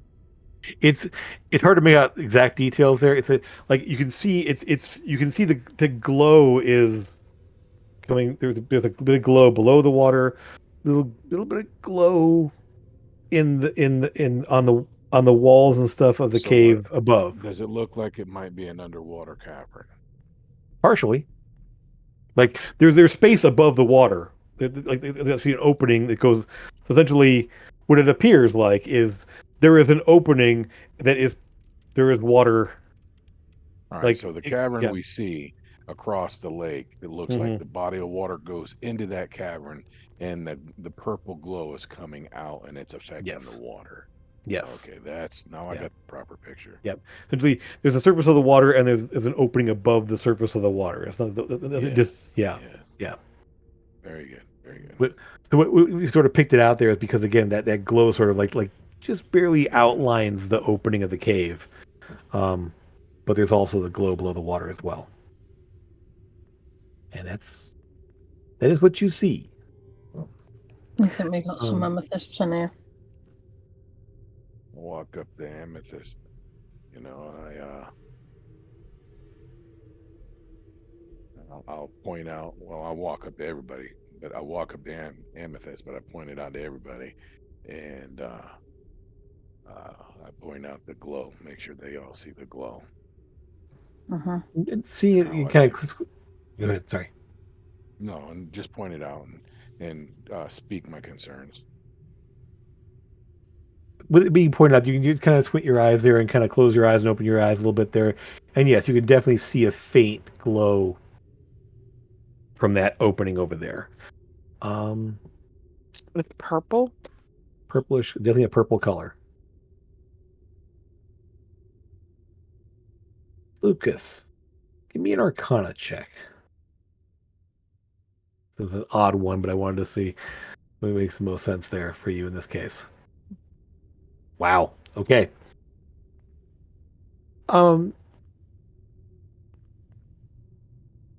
You have the most direct experience with the void, as you, and while Satara can kind of tap into it there, you've been able to as well, and seeing this right now, it's almost like you can feel and sense the different types of energy associated with this. And yes, there is to kind of confirm here, there is a source of power from that direction. Not just light, there's actual, like, power. And you kind of close your eyes, and it's like you can kind of feel almost, with your eyes closed there, almost sense, you know the concept of ley lines. It is very similar to that.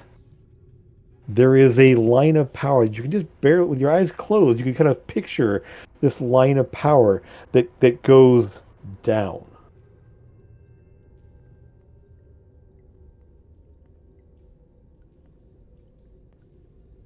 And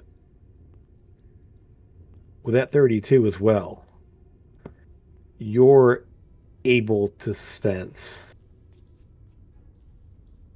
a well of black, of darkness. Satara has been describing this here, but you can feel it. It's down.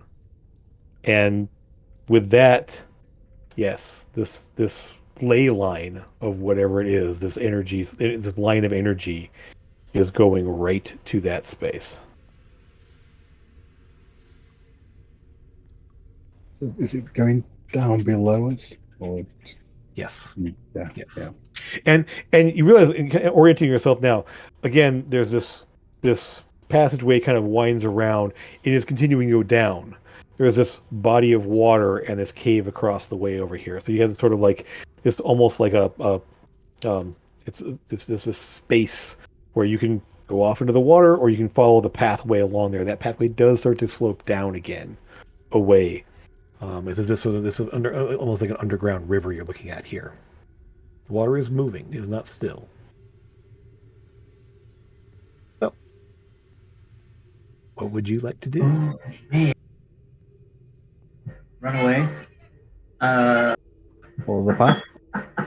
Follow the path. Yep. Mhm. Keep going. Okay. Yeah. Aska's doing the same thing. Mhm. Right. Walking very slowly, watching and listening to everything. Okay. You continue on the path, leaving the opening off aside the river there behind, moving on deeper. As you do, Lucas, you will start to, as you kind of reach out and run that with 32 along here. There are other faint bits of energy. It's they're not as distinct as the one you can kind of see from that space there, but they are there. Other lines of power essentially, and they seem to be all oriented down.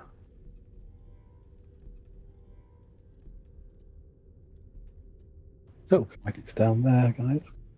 it seems to be. All right. Like under the water, like it's going under the water. Nope, on the pathway. Nope. So Just along the essentially, pathway? yeah, Okay. yeah. The origin of the line for Lucas there is in that cavern there across the way. So it seems to be heading from there, but the pathway continues along there as well. So you're kind of at this point sort of like moving away from where the origin of the source of power is. Okay. So heading deeper into there. Within there's again another hour or so of walking. You expect to see something, hear something, and it's not really like the pathway along here is deserted. You're at this point you're not really seeing much in the way of uh um of footsteps. Like there should be footsteps along here, and you seem to have lost the trail somewhat.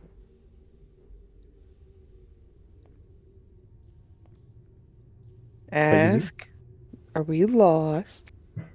I'm going to get down Okay. and look, see if I see any signs of, move, like travel. Give me a perception check or a survival check for you there. Kind of like trying to check for those tracks. Good enough. You're fairly certain that a group of the size you were following initially did not come this direction.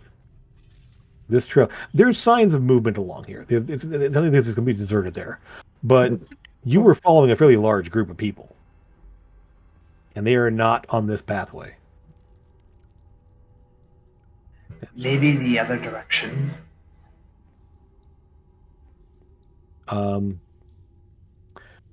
The only other thing the only other direction there that you can think of is the water. If it's an underground river, Do we want to go in the water? Not much for water.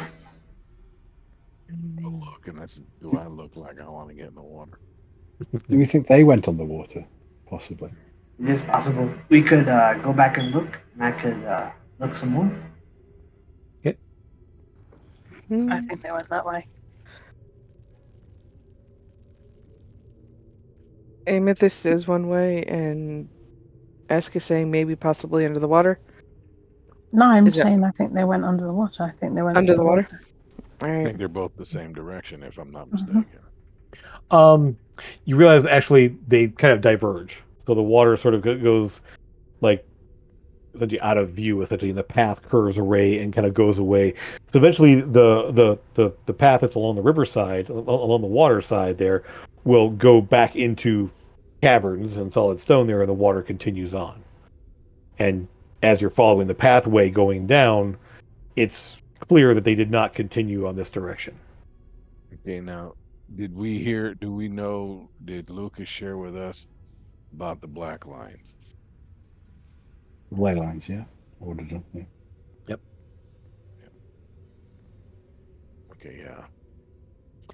Um, I don't know how we can all go in the water because I can't breathe underwater. Amethyst. I think that Tora has a spell that'll allow us to do that. Yes, she does have water breathing. She could cast that. You, as you're talking about moving and everything else, that the corruptors, the amethyst ones you saw in the mountains with the drakes, they had a teleport device. They had the one got away using a means of travel very similar to a teleportation circle. Yeah. Yeah, a purple one, yeah. Oh, they came here. Hmm. Or they have access to something like that. Yeah.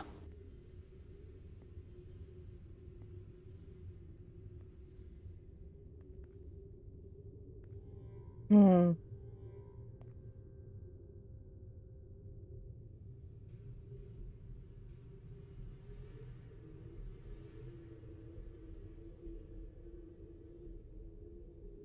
Oh. So what do we want to do? Do we want to go in the water?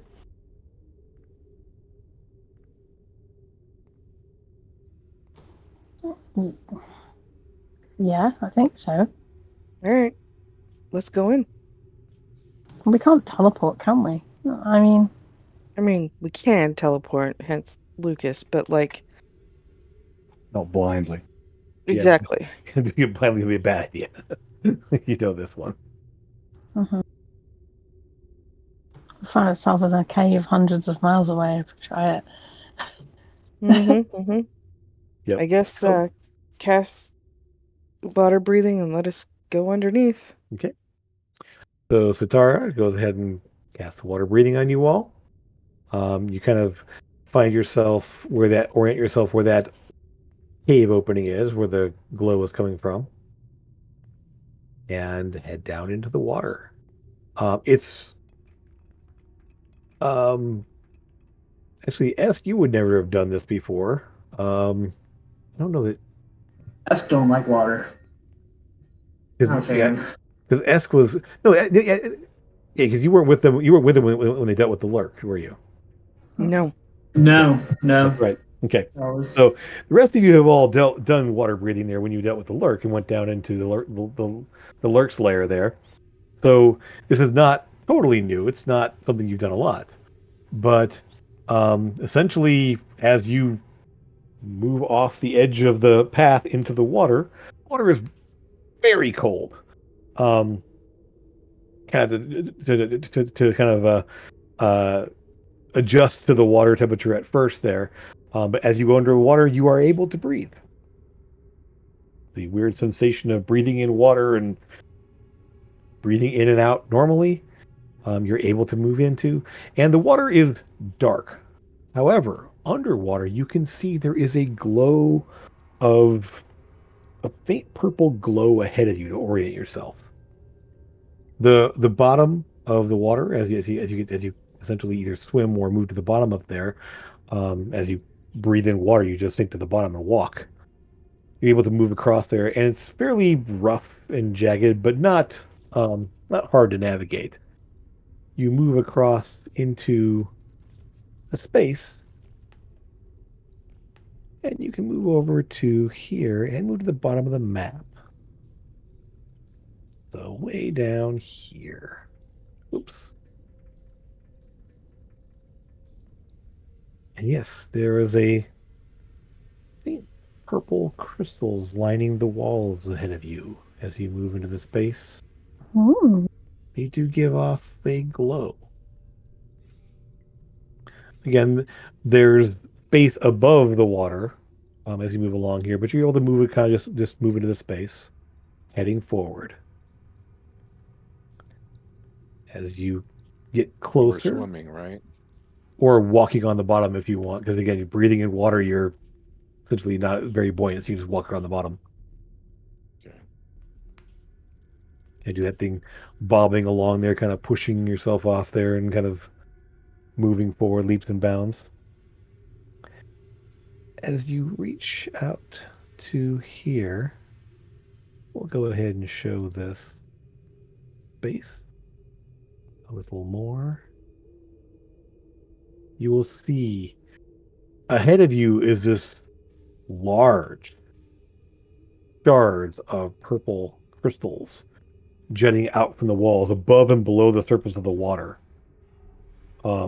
giving off a fairly decent glow,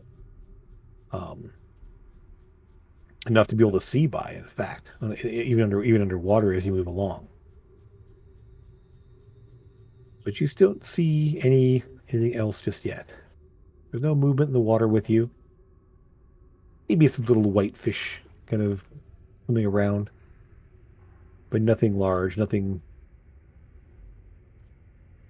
strange.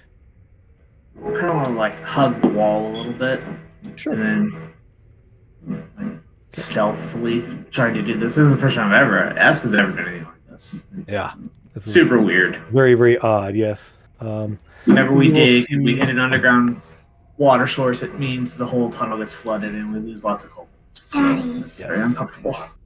Yes. So you will see kind of the space all kind of opening up to either side, really well lit by the purple glow over here. Lucas, as you move over here, you'll see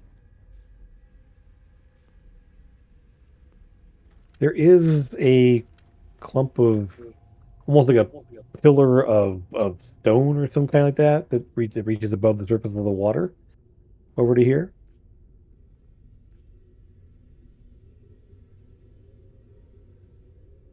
Looking back, seeing them that way, I'll go ahead and follow them that way. Okay. Yep. Which As you'll see that there's essentially there the up here is the water continues that direction.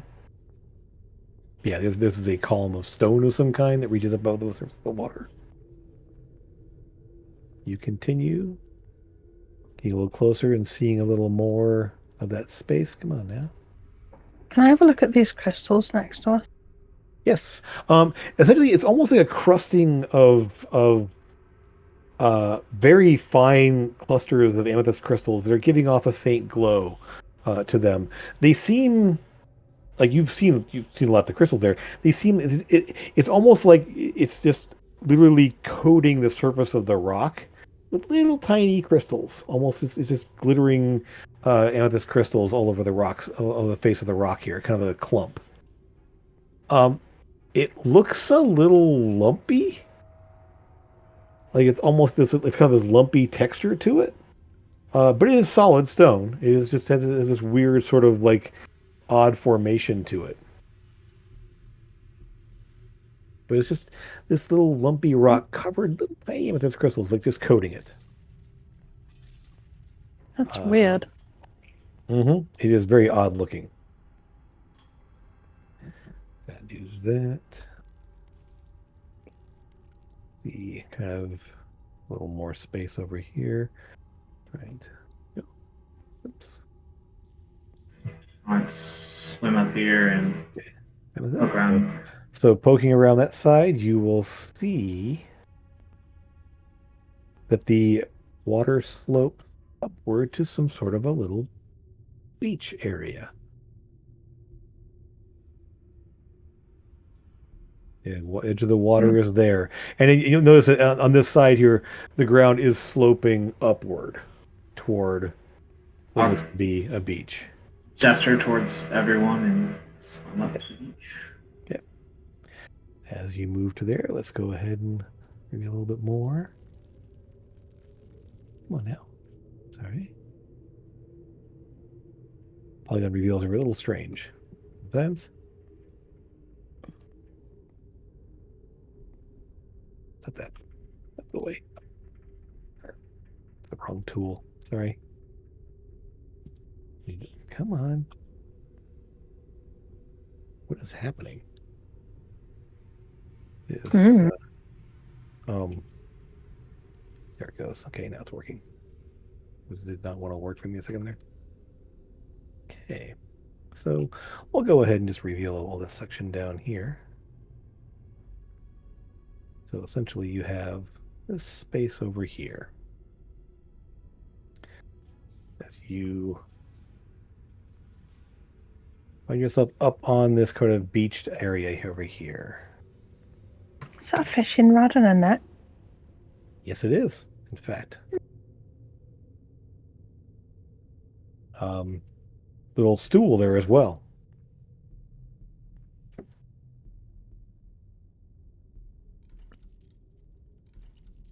As you look up this direction, the passageway continues, and you'll see larger crystals now kind of sticking out from the walls.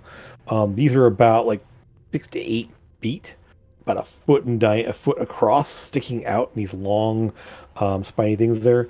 One over here, or this side here, actually is like sticking down from the ceiling almost.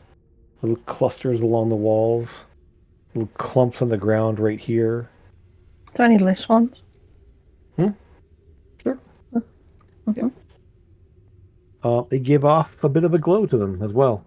Nice. Is there any food in the fishing nets and the No. barrel? No. Okay. Nope. It's obviously been used, but not recently by the look of Okay, it. so it's dry. That was my next question. Yeah, it is currently dry. Yeah. So nobody's been here for a little bit. We have time to maneuver around. Mm-hmm.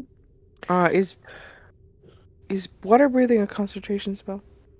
No, it just lasts for 24 hours. Okay. Or whatever it is. Yeah, it lasts for quite a while. Lucas, now that you're in this space here, the sense of power, that pulsating of power, is directly ahead of you, like straight, like to the north, and fairly strong. Amethyst, the voices are loud here, but definitely insistent. Like there's definitely voices nearby, telepathically. Okay, I'll tell the group. I feel like there are people nearby. I can hear voices in my brain, in my mind tank. You don't hear anything out loud. I'll tell people the source of power is up there.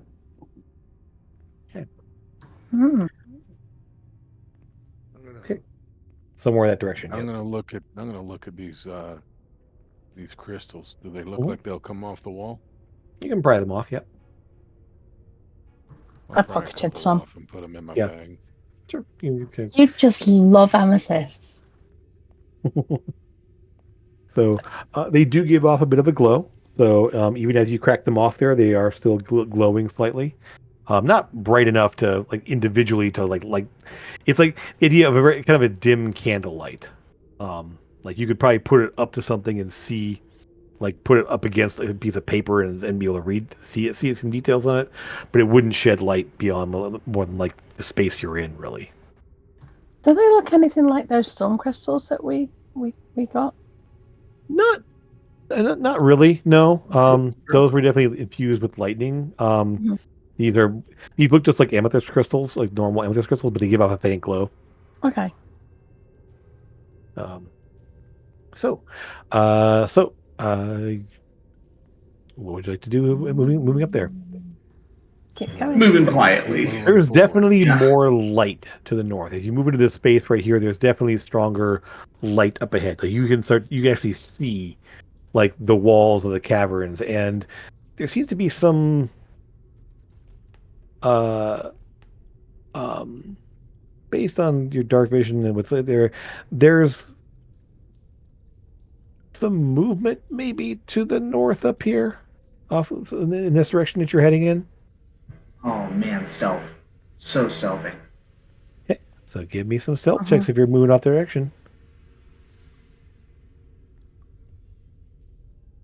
Amazing. Are we stealthing up that way? Is that what I'm hearing? That's what I'm hearing. Yep. I rolled an 8 and a 7. Okay. So 17 and Do you have advantage or disadvantage? Because I'm seeing I have the. advantage. You have advantage, And good. so I rolled an 18 for stealth. All right. So weirdly, this is. I would say you're distracted by the crystals and such that you're not realizing that everyone else is walking quieter and just sort of like just kind of walking along.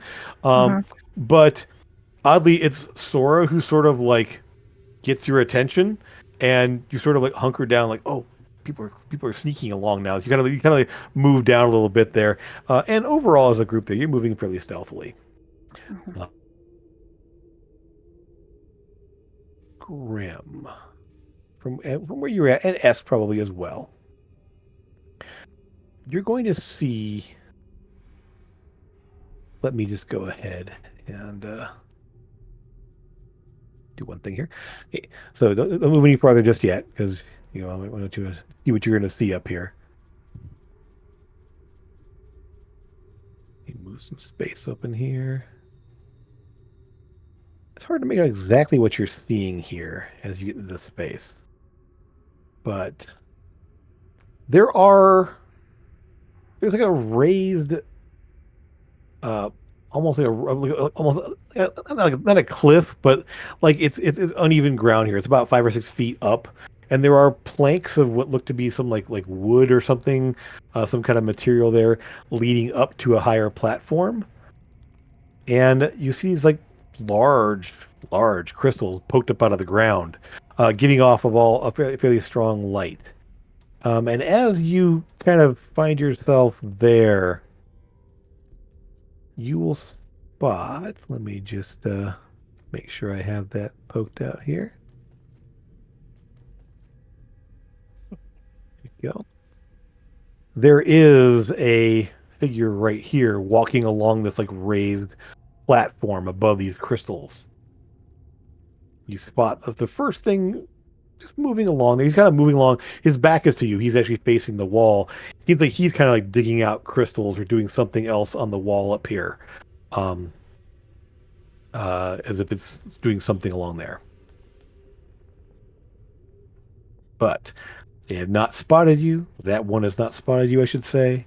And you are able to kind of, I'm going to duck back here against the wall so you're not in the middle of the space there, and see it there. He's working at something on the wall. And it looks to be one of those amethyst-looking dragonkin. You can see kind of they don't really wear shirts, and they have just these jagged spikes of purple crystals all along their shoulders, their back, as he's sort of working at something up there. Okay. We don't have telepathic bond anymore, right? Correct. No. So, hand I motions. mean, I can cast it if you want me to. No, don't waste a spell slot. I'll use hand motions to Ask and Grimbar, because we've been working on this. Yeah. To have one of them go to the left, one of them go to the right. Oh. I was gonna stay Quietly, stay here, and then we'll move up behind when they give us the signal. Ask. As you are, I didn't hear a thing she said. Yeah, you went all robot for a second No, there. you went all robot and lag. robot. Okay. So the gist of it though is that she was saying like Ask move up to the left, Grim move to the right, hugging the wall, and see what's up ahead. And I'm gonna pop my coin. Invisible. I'm gonna go invisible. Cool. All right. And I'm gonna keep on going. You are now ninja. Super ninja. Okay. I'm going to look very jealously at him for a second as he's disappearing. Okay. And I'm gonna wink at him and smile. You're invisible. And keep on going. As I go invisible, I'm gonna wink at him. Sure. And I'm gonna go on up. Okay. Ask me one more stealth check as you're moving away from the group now, kind of on your own. Less of a group situation here. The rest of you kind of hang back out of the way. Still be keeping an eye there. I'm gonna roll again. Okay, that's fine. I don't want to do that. Yeah, use that inspiration. There you go. Much better. Okay. So you start to like kind of, you realize you're snagging on something on the wall and your cloak is sticking. You kind of like pause, unstick yourself there, and then take a deep breath, kind of sink down low and move along the wall there, kind of moving the space there. It's a little hard to see the above platform, but you will spot there's definitely another one kind of among this cluster of crystals here. He's kind of, and he seems to be not like digging or smashing at it. He seems to be actually like putting his hands out on this crystal over here. And there's the glow almost strengthens as he does. There's a bit of a kind of like almost like a warping of in the air a little bit as he's touching this thing here. And there's a bit of a low thrum as he's touching these crystals, and there's a little surge of power and light from them. Is that like the one that I heard earlier? Very similar. It seems to be somewhat the source of it is up in this area over here. And there's something off back here in this little space. You can't quite make out what you're seeing over there, but there's like it's almost like there's a cluster of crystals, like almost on the ground around that space, and there's like Where's that at? sorry, up in the let me pin that right up here, right up in this space here. It's hard to make out what's going on up there. There's just a lot of like a whole bunch of crystals in that space there, and there's a bunch of like almost crystals on the ground. Actually, take that back. Let me move it a little bit there. Let me clarify that. It's actually more in this, behind where this guy is over here. There's all these crystals in the wall. So, oh, sorry, I didn't. There you go. Back over here. Okay. Kind of seeing past him. There's just like this large mound of crystals and like little lumps of crystals on the floor and stuff. I'm gonna try and get just a little closer. Grim. Okay, so you move over that way. Grim, as you get a little closer up there, again, you kind of see the same thing over here. Your angle is similar to Esk's in that point. You can kind of see there's a large mass of crystals over here. These ones on the side are all like, it's almost like they've been cut and they've been stacked almost like cordwood underneath this little platform. They're not so they're basically sort of like they've been like pulled away. There's somewhat jagged spots there, like they've been cut off there and stacked underneath there. But this guy seems to be doing something on the wall. Again, his back to you. This one here working on this clump of crystals here, and yeah, that's what you've seen there. The passageway does continue around the side over here, and there is. You can kind of see that over there, but again, it's a little dark over there, not quite as bright as where you are right now, so it's hard to see in that direction very, very clearly from that far away. So, as they're creeping forward, what are the rest of you doing back here? Just kind of keeping tabs, keeping an eye out. And I'll put Satara on the map there because she is with you. So let me just kind of put her on there. Am I still a robot, or am I good now? You're fine. You sound good. Okay. Yeah, so we're going to wait for them to give us the signal, and then the plan is to have the spellcasters cast spells, and then I'll come in and clean up. Okay. That is the hand signals that I was trying to say earlier. Yeah. So essentially, you guys give a signal of some kind for them to come forward or do what they're going to do, or you can come back and report either way. So that's yeah, I would. I mean, sorry, I didn't hear that. I kind of want to. I just want to get closer and see if I can see what's over there before we jump into it. Invisible's fine, Grimbar. Give me a perception check. And Grim, show me where you're headed up to, which way you want to go. So there? Okay, good.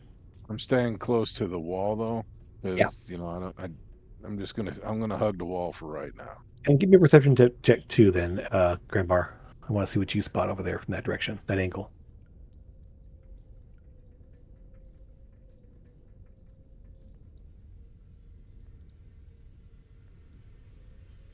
Okay. What's that? Ooh. Wow. Same roll in natural 1? Wow. Okay. That's crazy. Because my skill thing. Reliable talent. Yes, reliable talent. Yeah, you can't get below 10. Okay, perfect. All right. So you won't get a lot of details. You won't see much over here from this angle, but I will point out something important to take note of. Come on.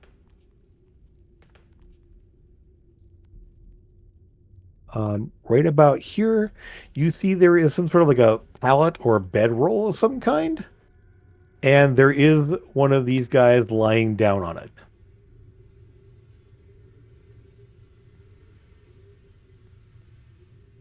It's like every rogue's wet dream right there. I mean, yeah. Esk with a 21 looking up in here. Yeah. What you will see, it takes you a minute to figure out what you're looking at.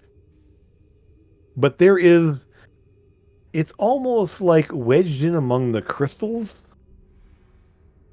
It's almost like a throne or a large like space, and seated in that space is a very large one of these things.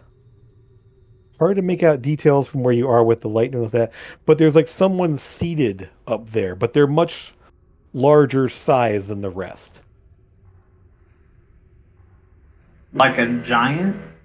I mean, like a large sized person, like when Sora gets big, Okay. like that. Like it's probably about like 10, 12 feet tall, roughly, basically, kind of seated among the crystals back there in this little alcove.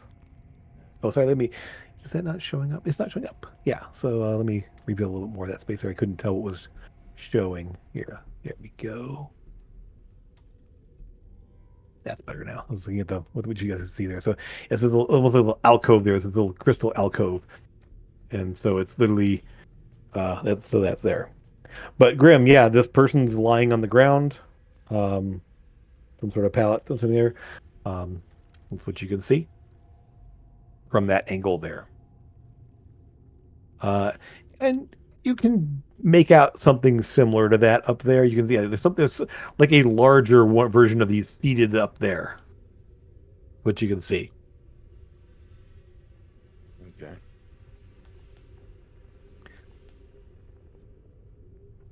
So, Esk is pause for a moment there. What would you like to do based on what you're seeing up there now, and knowing when people are behind you? Okay. So invisibly, you sneak around the side there. Give me a stealth check because again, you could still make noise. It might alert somebody, but we'll just see what. Oh, good. Okay, yeah. 2 3s. Still 24s for you, so you're fine. Yeah. You will see then from this angle. Let me just finish off revealing some more here.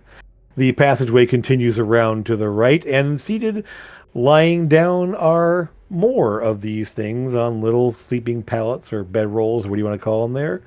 There are a total of 5 of them lying down over here. Are they asleep? They're lying still. It's hard to tell. I mean, you can't hear snores or anything else like that. They are not moving, and they are lying down. So you assume they're probably asleep. But they can communicate telepathically with each other, so it won't matter. I am going to come back to the group. Okay. I could see that, right? Sort of. What? Over there? From here, yeah, I could see that they're sleeping over there. Yeah, once you kind of turn around and look at the direction, you were focused up this way first, so yeah. Once you kind of turn around, you don't know where Grimbar is exactly, but because Grimbar is visible. I'm gonna make my way back and explain everything that we just saw. So yeah, these two are working. There's somebody seated up here. Someone looks to be large size, and a bunch of folks sleeping over in this direction over here. That's what you can make out from this angle. Then say, let's go get them. Mm-hmm. Are we gonna wait for? What did the amethyst ones do? Psychic. Charm. They're the ones that charmed me. They use their element is force. They knock things, they blast things around. They also can use some psychic abilities as well.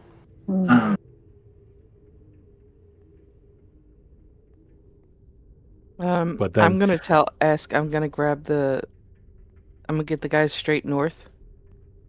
Sure. Okay. I can't see around corner. What was around the corner? Around the corner was the big guy and one more. And I am actually going to suggest, yes, there is a individual. He appears to be one of the purples. Could not get a good enough sight on him, but he did appear to be very large. I would say 10, maybe 12 feet tall. I would actually say we go towards him first, because big normally means big problems. Yes. Also, keep in mind, if we go... Did you tell us about the sleeping guys on the right? Yes. Okay. So that means that somebody's got to watch the backs. We can't both of us be focused on the big guy. We got to divide. Amethyst, maybe Slod? Yeah. Can he take force damage, and he's okay with force damage? I mean, it doesn't have any resistance against it, but no, takes it as well as any of you. Okay. I mean, the last fight, he was phenomenal. Phenomenal.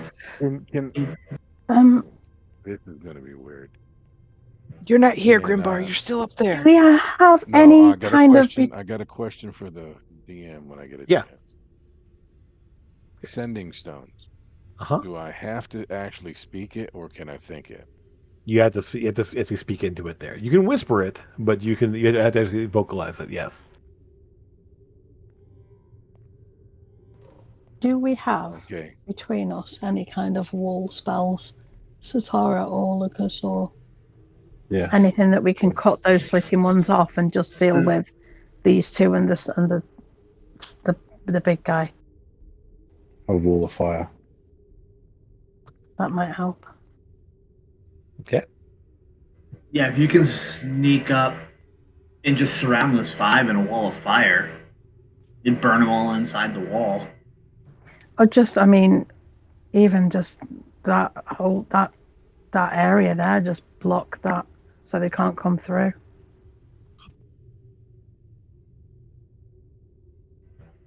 Okay. Or How they can big? teleport. If you build the wall into a circle, how big is the circle again? It's 20 foot maximum. What's a That's a fireball? height.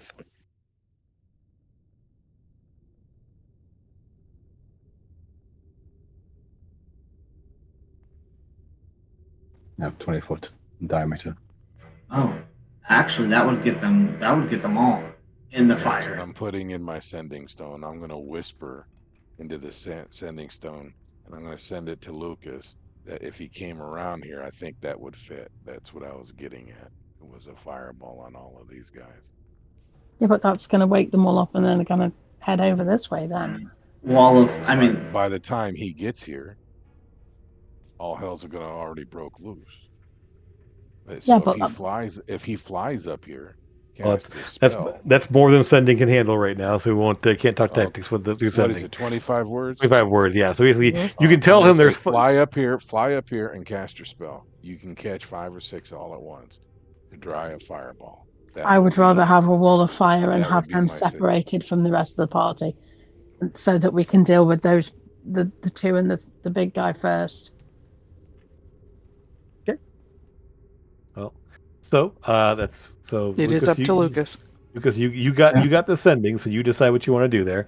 So that's what I sent. I sent what I did, and then I just and Lucas what I was can thinking, send back. And Satara also has wall of fire.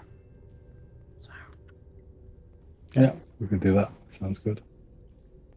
Okay, so you guys have a round of surprise to do what you're going to do here, because they are not aware of your presence. Your stealth checks have been good enough to get you into the place you are now, so you can do your moves and for initial actions.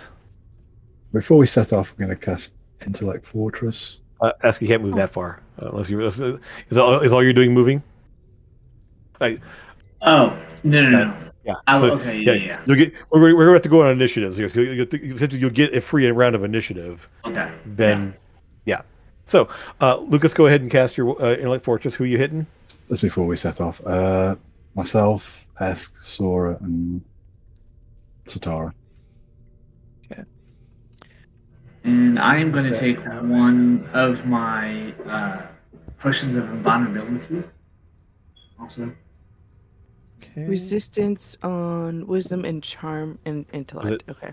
You say you, Amethyst, and Satara, or Esk and such? Esk. Who was it, Lucas?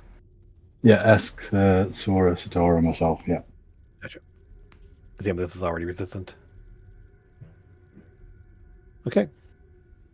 And I am going to take one of my potions of invulnerability that gives me resistance to all damage. Well. Sure thing. So, lasts for 1 minute or 1 hour? 1 minute. Okay. That's like just as, Yep. Okay. So we'll go ahead and have everyone. Where'd it go? Hold on. That's not what I want their order. Okay. I will go ahead and everyone go ahead and roll for those initiatives.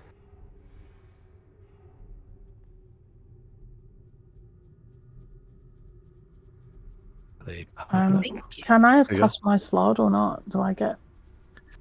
What? Okay, that's. Okay, hold on. It doubles everyone up again because, yes, this is dumb. It was blank and then it wasn't. Yes, you can cast your slot. Okay. Well, essentially, it's what's going on here. Do you want to move first and then? Hold on, I just. Why can't I not Look at you. You delete got them all in these? a rectangle.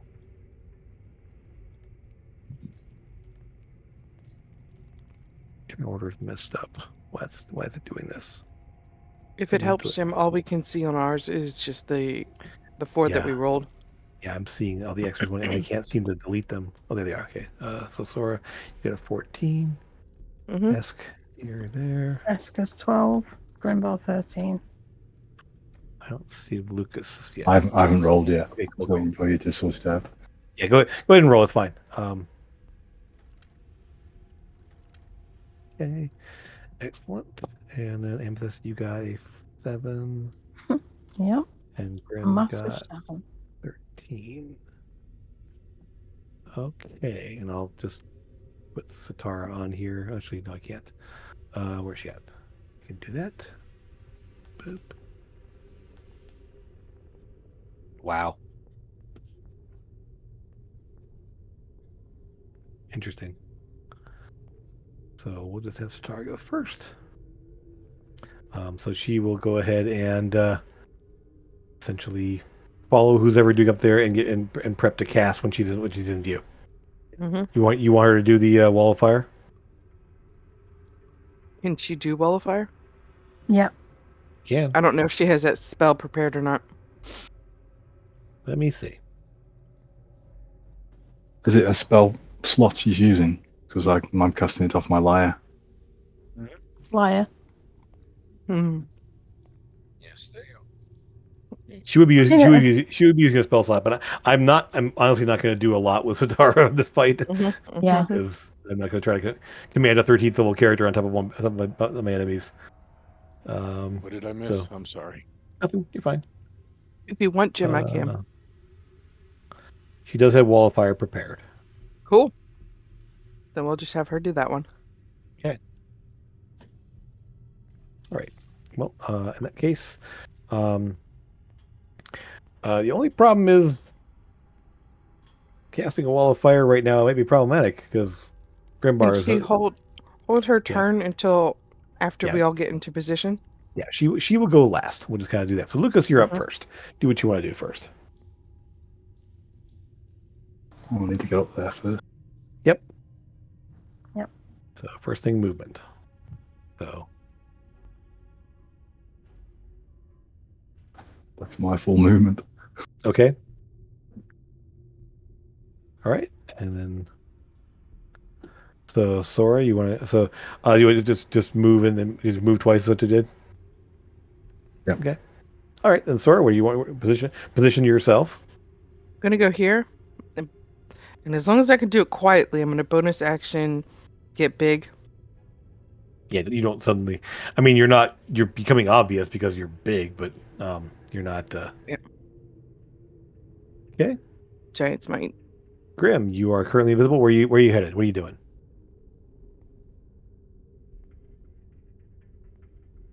I don't know what's going on. Did Lucas resend plans back to me in brief synopsis?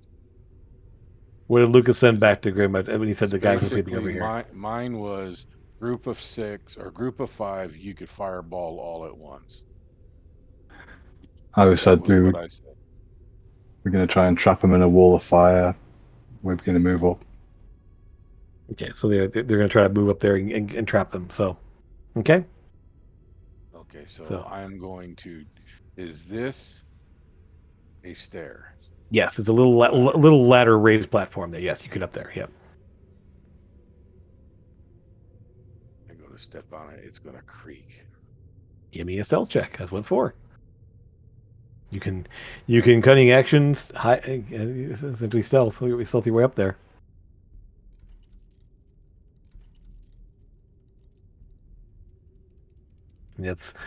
Yeah, no problem.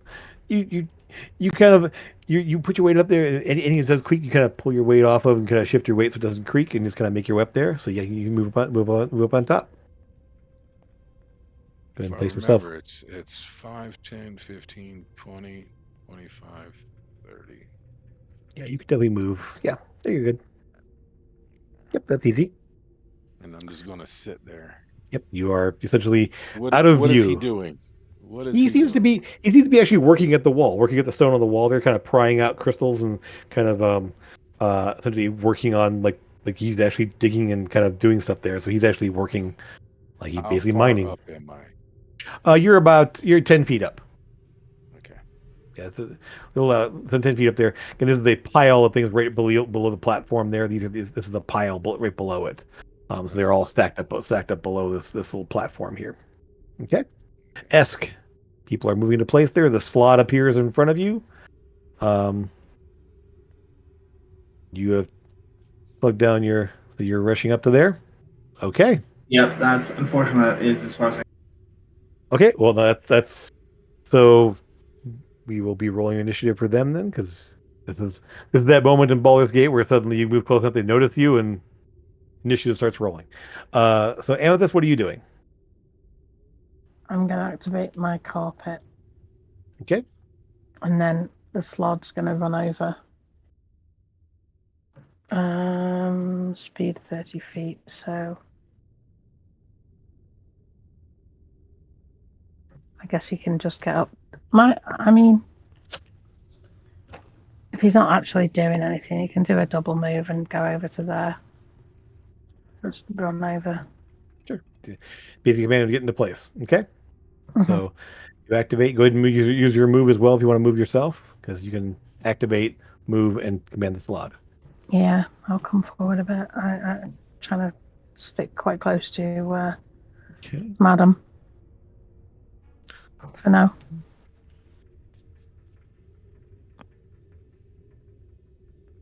Okay, so she gets there. She can't quite see where she wants to place the wall yet. Was the plan for just to wall this off, or to put them in a wall? I think it was to I wall thought it it was off. to put them. I thought it was to put them inside the circle, and they would Yeah, possibly. burn inside the circle. Okay, because it's Mhm. okay. Yeah. I think I have that. Because also, I'm kind of worried about we don't know what's on the other side of those. There's more to this tunnel, so they could Okay. just Yeah, so go the other can't direction. quite see where she's putting it. She'll have to move and put and place it next time. So, okay. Get there. Mhm. So essentially that's there. So, well, actually, that would have been her action. That's her action there. She will go ahead and move to here where she can see, and then she will drop the fire. Whoops! I need to put that out to. That's not the right size. It's 20 feet diameter. Mhm.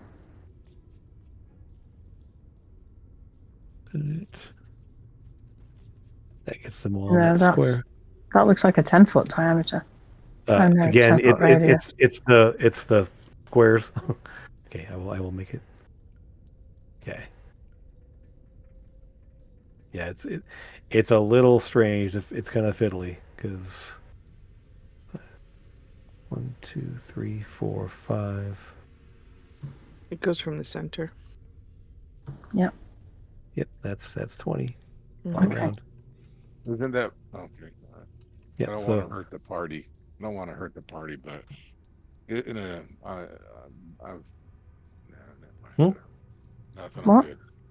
I mean, it essentially, and how this works. Let me pull this up real fast because I want to make sure you can set it so that which side is the hot side. Mm-hmm. So the idea is the inside would be. Mhm. Does not prevent them from going through it. That's the thing. It doesn't. Yeah, they can run through it. They just take damage per the how many ever feet they run through it. I think it is. Okay. So essentially, she is it face inward, so she can get. Well, she puts it there. She can get that one. So that'll get 3 of them inside the firewall. And it's face inward, so this one will have to go through it in order to get to it. These two will have to go through it in order to get to you guys. So these guys will be woken up horribly as they are sleeping, and they would not get to make a dex. They were going to fail a dex save automatically because they were sleeping. So they will just take the 5d8. Eek. Okay, so they will take, well, not a great roll, but they will just take the damage. That's almost as low as you can get. I mean, no, because it wasn't 5 ones. Yeah, I was going to say, you can get 5, so 15 is better than 5. Okay. Oops. Let me move this back. There we go. Good. Okay, so I can damage these guys. All right, so he will take some damage. They will all take their damage. Hey, remember that time when I rolled 5 ones in your game, Nance? Good times. Okay. And yeah, so they are awake. They will go ahead and I will start rolling some initiatives for them. Okay. That doesn't matter. And then go ahead and do one more. Sorry. There. That work?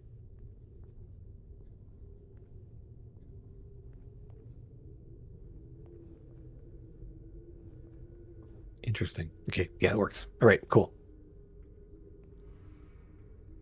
Okay, so that Lucas, you see the fire erupt over the side over there as Satara moves into the space out in front of you here and launches the wall of fire.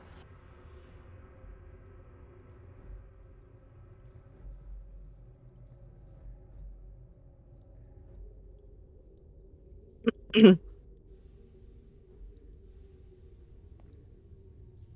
going to do a wall of fire as well, but a line.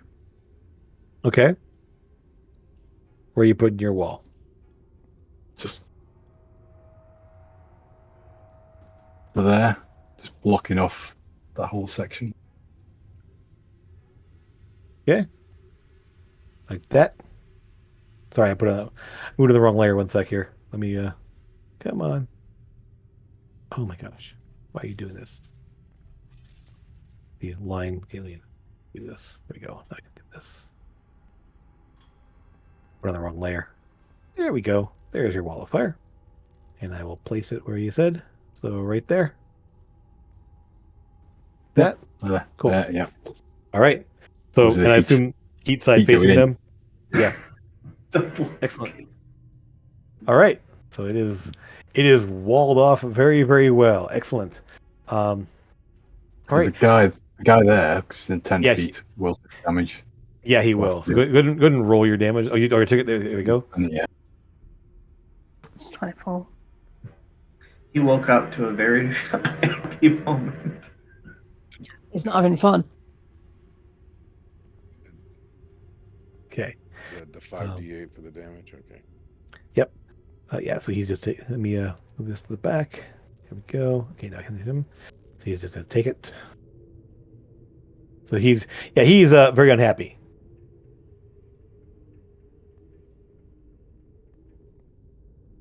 plus That's to get fine. to us, they have to go through 2 walls now. Yep. Well, the ones at the back would have to go through Yeah. So Like- I will. both sides of that one and then. So I will stop moving that around. I need to find a place where I wasn't gonna get in the way of things. So Minimize it. Just double tap on the to turn order. I always forget to minimize it. So I will try to remember. Appreciate it. Sure. Just gets in the way all the time. All right. Sora, you're up. I am moving and dashing. Okay. So move where you going. I think that's 60. Cool. Right. From your vantage point, yes, you will go ahead. You will see there is a large amethyst-looking individual back there. However, they look a little strange in that they're sort of like lounging in among the crystals, almost like they're almost embedded in the crystals partially. Okay. And Don't they are always look strange? well, it looks very like bulbous and sort of not like the rest of these, we'll just say. Okay. Just kind of lounging in there. It does look up and it's like looking around at this point, but it's not really moving out of the space just yet. Am I assuming this is Queen or just? Can't really tell, but it's definitely possible. You can assume Cool. whatever you want. You I'm can't gonna make out. think bulbous can't means make out. that she's pregnant, so that's what I'm gonna go with. So, All right. Grim, Yeah, that's me. you are up. You see her fire her up to behind you, kind of walling off the space behind you there. And the guy in front of you is looking, has turned around at least, looking over his shoulder, is aware of what's going on. Both of these guys are definitely seeing this, like, are aware of what's happening, but they don't know you're there. And I'm gonna ram my my one dagger up through his underneath his jaw, and then I'm gonna try to just at least shove him off of the planks down onto the crystals. All right, go ahead and give me a attack roll with advantage because they don't know you're there.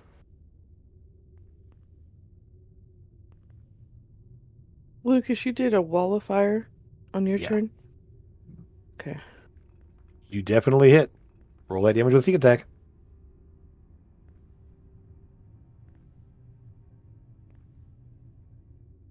Okay, add that sneak as well. Oof, wow. Okay, yeah. You just jam the thing up there. Essentially just shoving the dagger up into there. It doesn't like go through the jaw, but it does just gouge up along the side there and just kind of it doesn't go up into the mouth there. It just kind of goes with the jaw there, just tears open space along the side of the jaw there. It's rather gruesome wound. But he does not drop. And you can go ahead and with a bonus action, give me a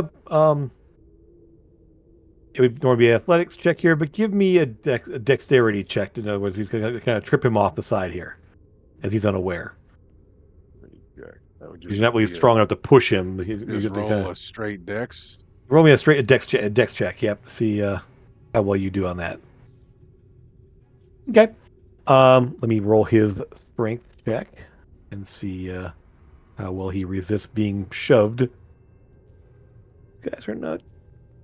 They're not pushovers. Just kidding. But does not make it. So yeah, you will shove him down, and he kind of like lands on the crystal pile below him. They kind of scatter a bit as he gets kind of stuck in there. So yeah, he is definitely prone. Burp, as he's pushed off the platform there, and you are no longer visible. Yes, you are now visible. Yes. Okay. Anything else you want to do? You want to move anymore, or you want to stay there? I will move here. Cool. Alrighty. Esk, you're up. I jump out from behind this rock or diamond, whatever they're amethyst gem things, like a velociraptor. But hammer leading forward. Yep, and hammer. That'll hit him. Oof, yeah. Okay. First attack. 12 plus 12? Wow. Yeah, D8 plus 7. Plus 7? Yeah. Yeah. Plus 7 now, yep. Yeah, excellent. Yeah. Okay. 19 on that first attack. Good Second hit. attack. I'll hit him. Yeah. Bash. Oof. Nice. And bonus action, I am like jumping off of him. I'll do like a spin in the air, and my foot comes kicking out, kicking in the face. Clock him in the head as you kick him. Definitely hits. Nice. Okay. And hit. That is the end of my turn. Okay. All right, Amethyst, you are up. Mm-hmm. Okie dokie. I'm gonna move over to here, using Sora's humongous body as some cover. It's also like 6 feet up there. So Sora Lily is now almost 20 feet above you, like towering above you. I'm That's flying amazing. though, so Yeah, you're flying above her. Okay, well, not above her, but just behind. her. Sure. So I need to look past her, Mm-hmm. and I'm gonna cast on that big one. Sure. Probably gonna regret it, and then I'm gonna go back down and hide behind the ledge again.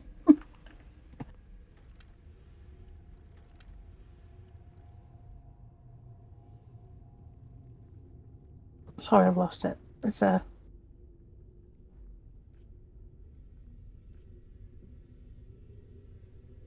Okay. Intelligence save with advantage. 22. They make it. So we'll still take half though. Yep. And then. And so. Go ahead. But not incapacitated. Nope.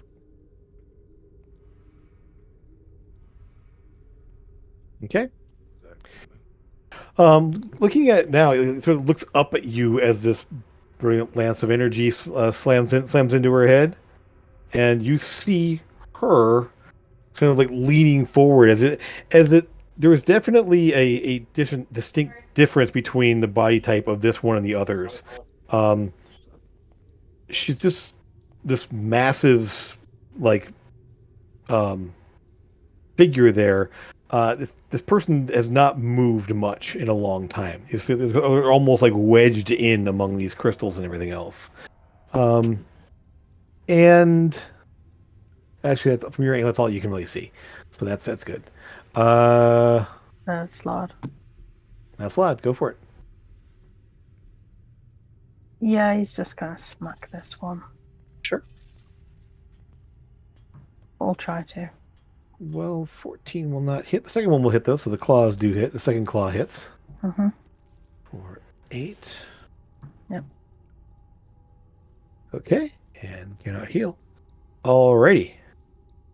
So one here. So you will see the one there just kind of like screams.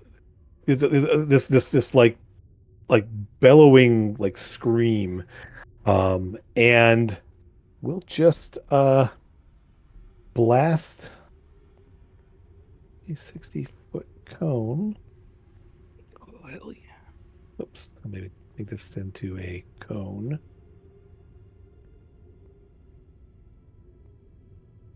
Yep. Okay, so I will need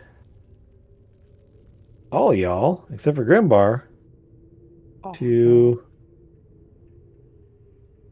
make a intelligence saving throw.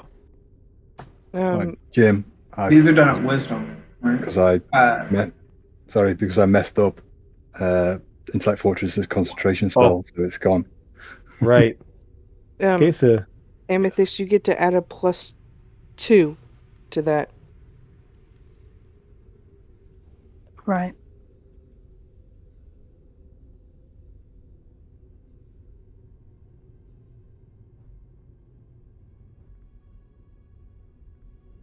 okay, so Lucas, you're going to take 22 psychic and you're stunned. Esk, Me same too. thing. You take half damage because of your vulnerability. I take 11 psychic. Charge just out of reach.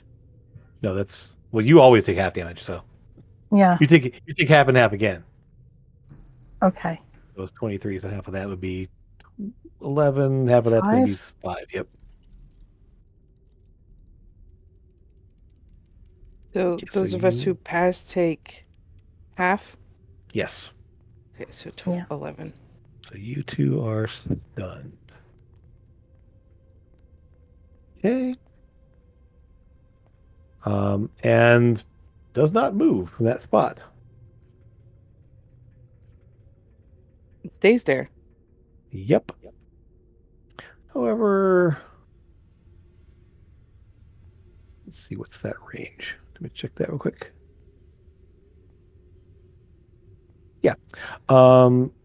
Esk, you are stunned, but you're going to be hit by a telekinetic shove. So you need to make a strength saving throw.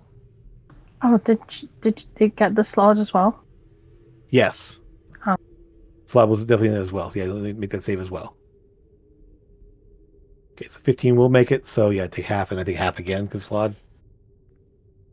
Oh, I think he might be Or is he immune? Let me see. Okay. Oh yeah, is immune to psychic. Okay. I'm making So a strength no save. damage, and made the save against stunned. Okay. Was that? One second, I'm adding stun to my. Okay, cool. I automatically fail that because I'm stunned. Okay. So you will get shoved back 5 feet, which will put you just at the you kind of like basically off the ledge there. No damage because it's only about 6 feet down, but you're basically down off the edge. All right. That's that. Sitara will maintain concentration over there. Nobody else is seriously hurt. So she will go ahead and guiding bolt this one over here. I'll just roll to see how that looks. Wow. Okay. Nice. It's a bunch of damage there and is now guided as well. Go ahead and just knock him down a good amount. Okay, so brilliant lance of energy smacks into the one among the crystals here, who's now prone and lit up. Lucas, you are stunned, but you can make that saving throw.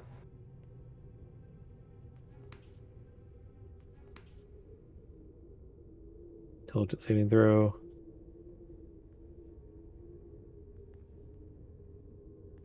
You make it. You clear your stun.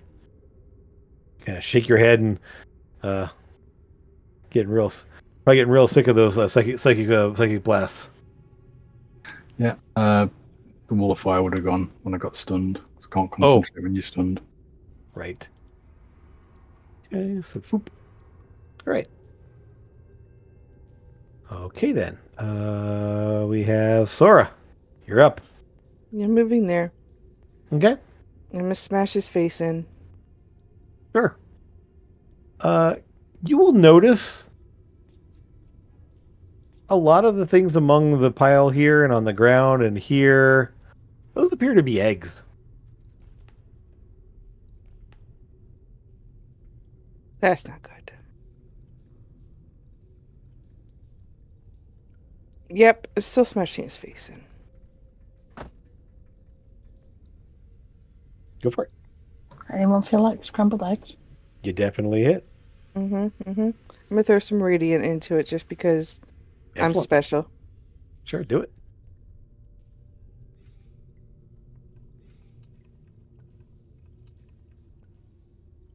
Oof, nice.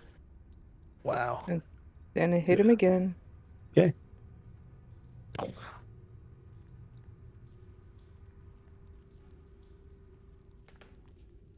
17 still hits. Oh, nice. These are definitely corrupted, right? What? These amethyst dragonkin. Yeah. Mm-hmm. All right. Rob just asked me, and I'm like, I'm sure they are. Yeah. Yeah. I pounded him in. Okay. That was a good amount there. Nice. Okay. My bonus action, if I was to take one, because I stowed Sunburst, would have to be with a dagger, correct? Well, you have your shield out. I do. Never mind. Yep. Okay. Mm-hmm. Yep. So, all right. So these guys, this one here is going to go ahead and try to attack you, Sora. He's right behind you. Good. He's going to go ahead and do that. Let's see what he wants to do, though. Yeah, he just essentially glowing force energy wraps around him as he just kind of slams it into you. He's just going to basically punch you, essentially. I thought Sora just attacked this guy. She I attacked did. the queen. No, I Yeah. attacked this guy. No, you said the queen. I can't reach the queen. Don't It's you have not reach? 10 feet. Not 10 feet, no. Oh, okay. Well, in this case, let me take that back. Okay. What He's you don't paced. have reach. That guy's You paced. said you were gonna. Okay. So Oh, yes, I'm sorry. headed I to didn't- the key, but I only have 30 feet of movement, and that's 5 feet short of hitting the queen. So I don't have a 10-foot reach. I can only smack this guy here. I apologize. are you You should still have only pinged. have 30 feet of movement when you're big. Yes. So you're big, but you don't have extra movement or reach. It doesn't say that I makes have no extra sense. movement or I thought you had reach. reach. I thought you had reach. I'm okay. So anyway, Hold on. check that to make sure, because I could have sworn getting large usually means you have reach. Yeah. This is what I assumed as well, but I'm pretty sure that's not what it says. I'm copying and pasting. Because some of you can read better and faster than I can.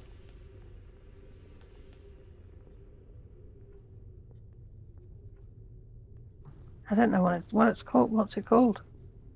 Is it? It's It says in large. Tasha's. It's No, called Giant's Might. Right. Mm-hmm. Doesn't say you have reach, no. No, doesn't say. No, And I don't. large doesn't automatically mean you have reach. So okay, all It right. doesn't give So me yeah, reach, and it doesn't give me you any will extra pound this movement. one into the ground. It's level 18. It's a level 18 ability. The runic juggernaut. You become huge, and while you're that size, your reach increases by 5. Gotcha. Okay. Well, in that case, you pound that one into the ground there, and he doesn't do anything to you in return. Mhm. Then I'll spin around and look at that person we're assuming is the queen and point and say, "You're next."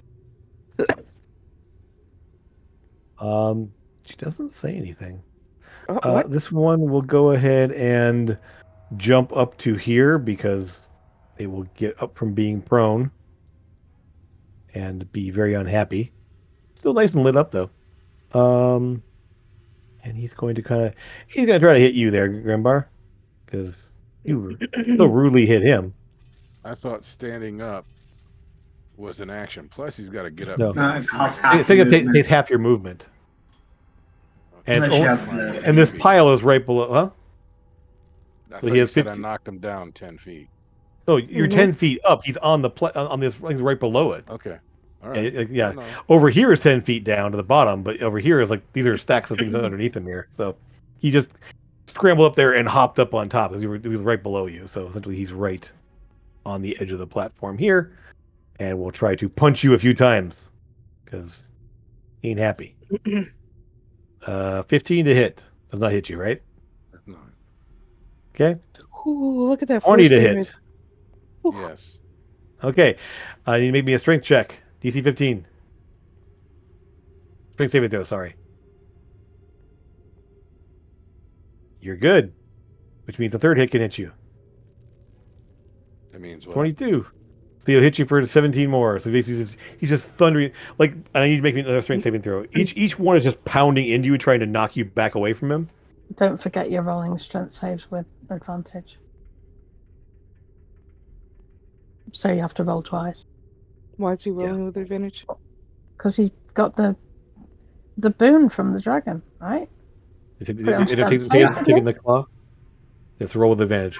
I thought that's what he said. He put it on strength saves. That's what you were talking about earlier, and he thought it was +2, and you told him it was advantage. You're right. I didn't click for advantage. No problem. No. That's fine. Okay. Just roll it. Roll that second one. Just roll it again, and we'll see if the second one.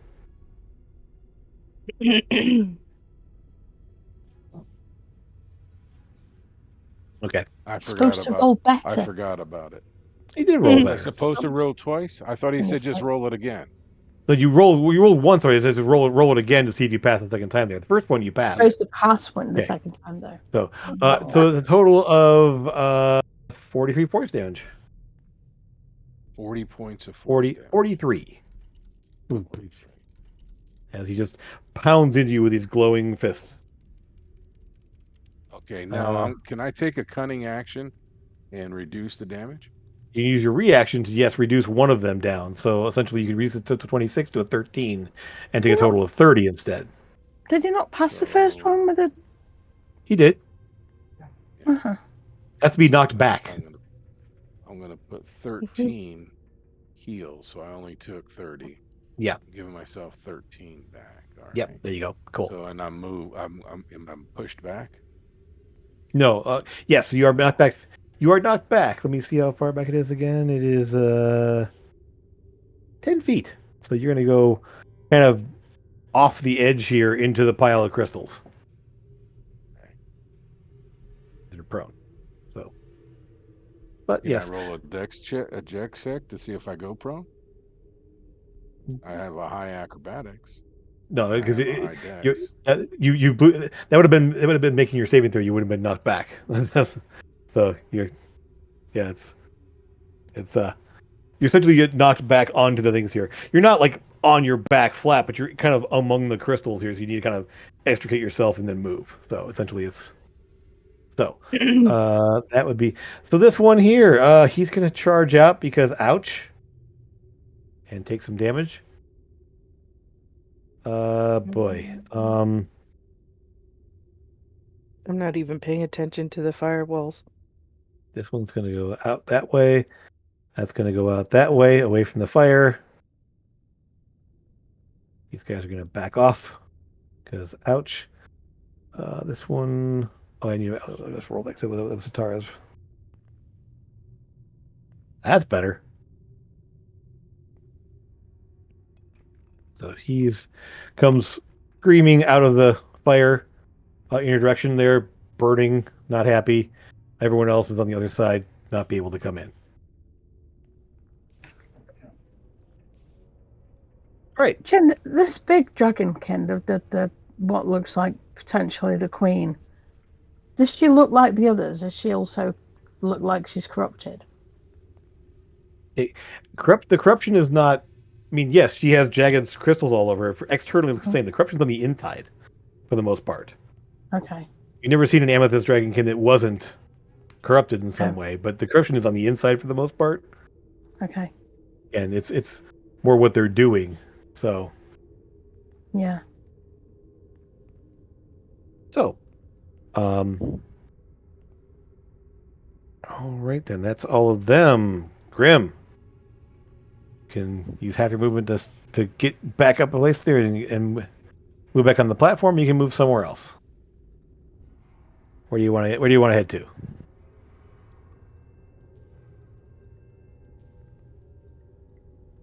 I'm gonna jump because I got the boots of striding and leaving. Oh yeah. I'm gonna jump up there and I'm gonna hit him back. Sure. Go for it. You do have advantage because he hasn't been hit since the last guiding bolt. So. Oh, so this is an advantage. This is an advantage, and yes, which means you can sneak attack him.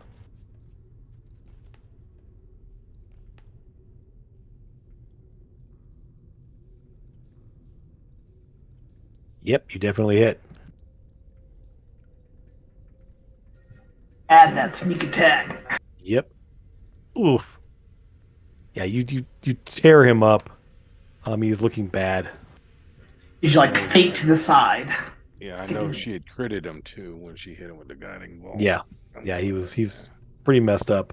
Now my second shot, is he still Yeah. at that's on with it? Not advantage anymore on this one, but you wouldn't get a sneak attack on this one anyway. But you are just roll normal attack. I fumbled. Oh, okay.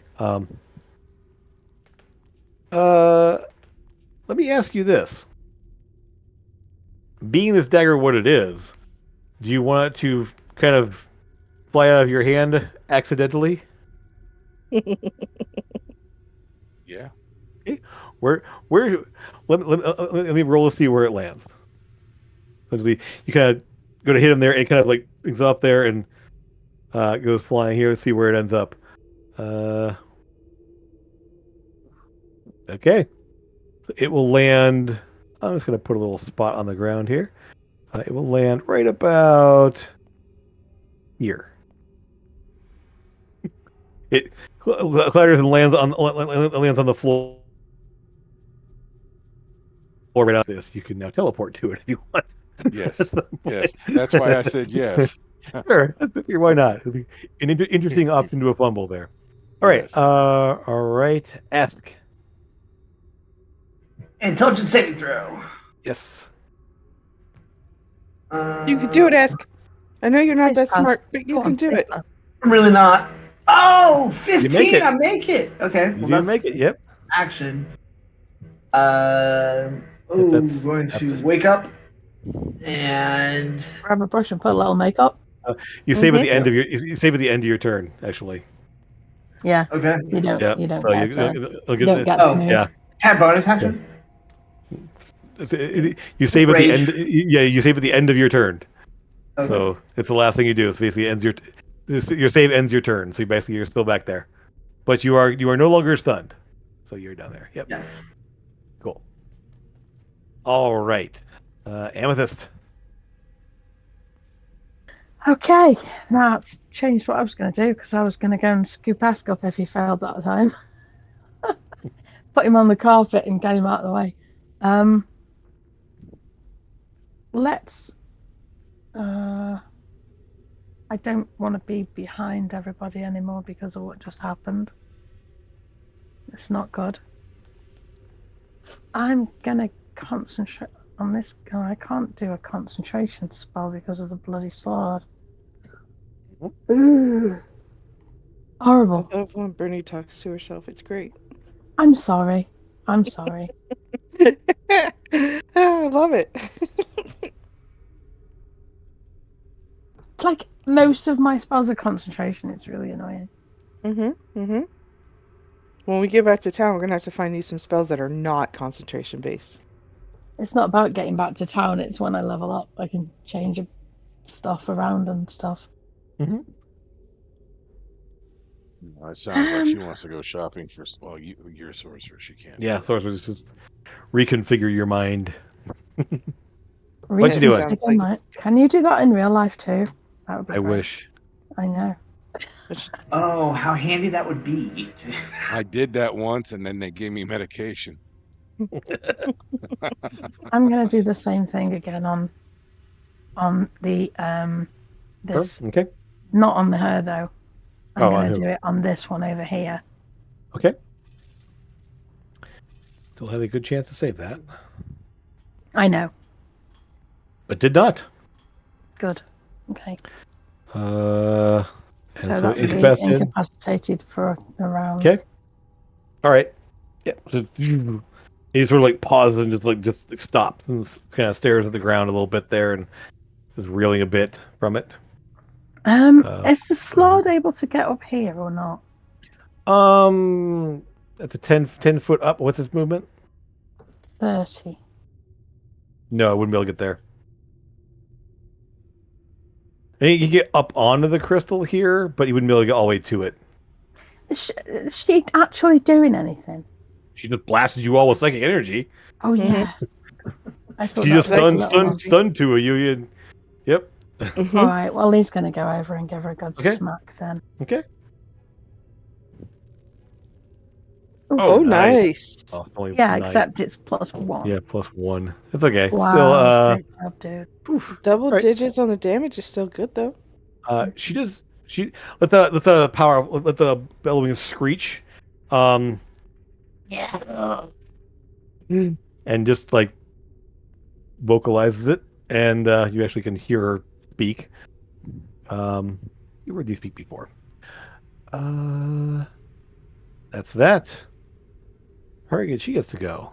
What's she gonna do? The ancient dragonkin thing? Not really. No. Normal dragon language. Kind of normal. For the most Draconic? part, there. Right, just still draconic. Draconic. Yep. Sorry. Let's see. Actually gonna bonus action see if I can shove him into that fire. Well, you have to go here to get in the fire because it's Well, shove only on him the inside of the wall that he hits it. He'll So yeah, probably pass then. he's incapacitated. He fails automatically. Huh? He fails automatically. He's incapacitated. Oh yeah. Okay. You want to just shove him back? Boom. Is it 5 feet? Yeah, I don't think he does. He disable? Does he pass? Fail automatically? When you're Incapacitated, stunned? he can't take actions or reactions. He's Incapacitated. incapacitated. I thought it was also automatically fail. Dex No. saves, strength saves. That whatever. is stunned. Stunned, you stunned? automatically fell. But Okay. Well, I will still. It's fine. He gets knocked back 5 feet. I'm not going to worry about it. All right. So, cool. or incapacitated does state you can't take actions or reactions. Yeah, you cannot do. Yeah, exactly. Yeah. Yeah. All right. So she is going to. I want to move too. Yeah. I don't know. I'm just going to move back a bit.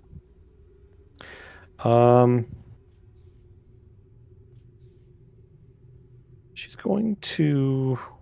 God dang it! Sorry. We're running out of time here. Let me say this. She will essentially scream all like at you, and the words that she does speak are very garbled and very difficult. She's not really like speaking like conversationally. She's just like, "No, baby," and you will find that she doesn't seem to be able to move. She is kind of wedged into this space. With the folks blocked off back here and her wedged in here with all of you, she's essentially going to essentially she's at your mercy, let's just say. So what I'd like to do is, since we are out of time here, we're going to call it right here, and you guys determine how you want to deal with this in our next meeting here. Because essentially you've isolated her. The ones that are here are going to be finished off immediately. In fact, I'll just go ahead and just assume that they are finished off. And you have her, and the rest are sealed off. So when we meet next time, we'll be able to kind of pick this up, decide what you're going to do with the queen here, and investigating the rest of the space. Oh, with that, we will meet next week here to kind of go do all of that. Hope you can join us. Hope you had fun. Hope you guys had fun. I know I did. We will be back here next Saturday unless something else comes up. But in that case, we can't wait to see you again. As always, thanks for being here. And next time, drinks are on us. We'll see you again real soon, everybody. Take care. Jen. Bye.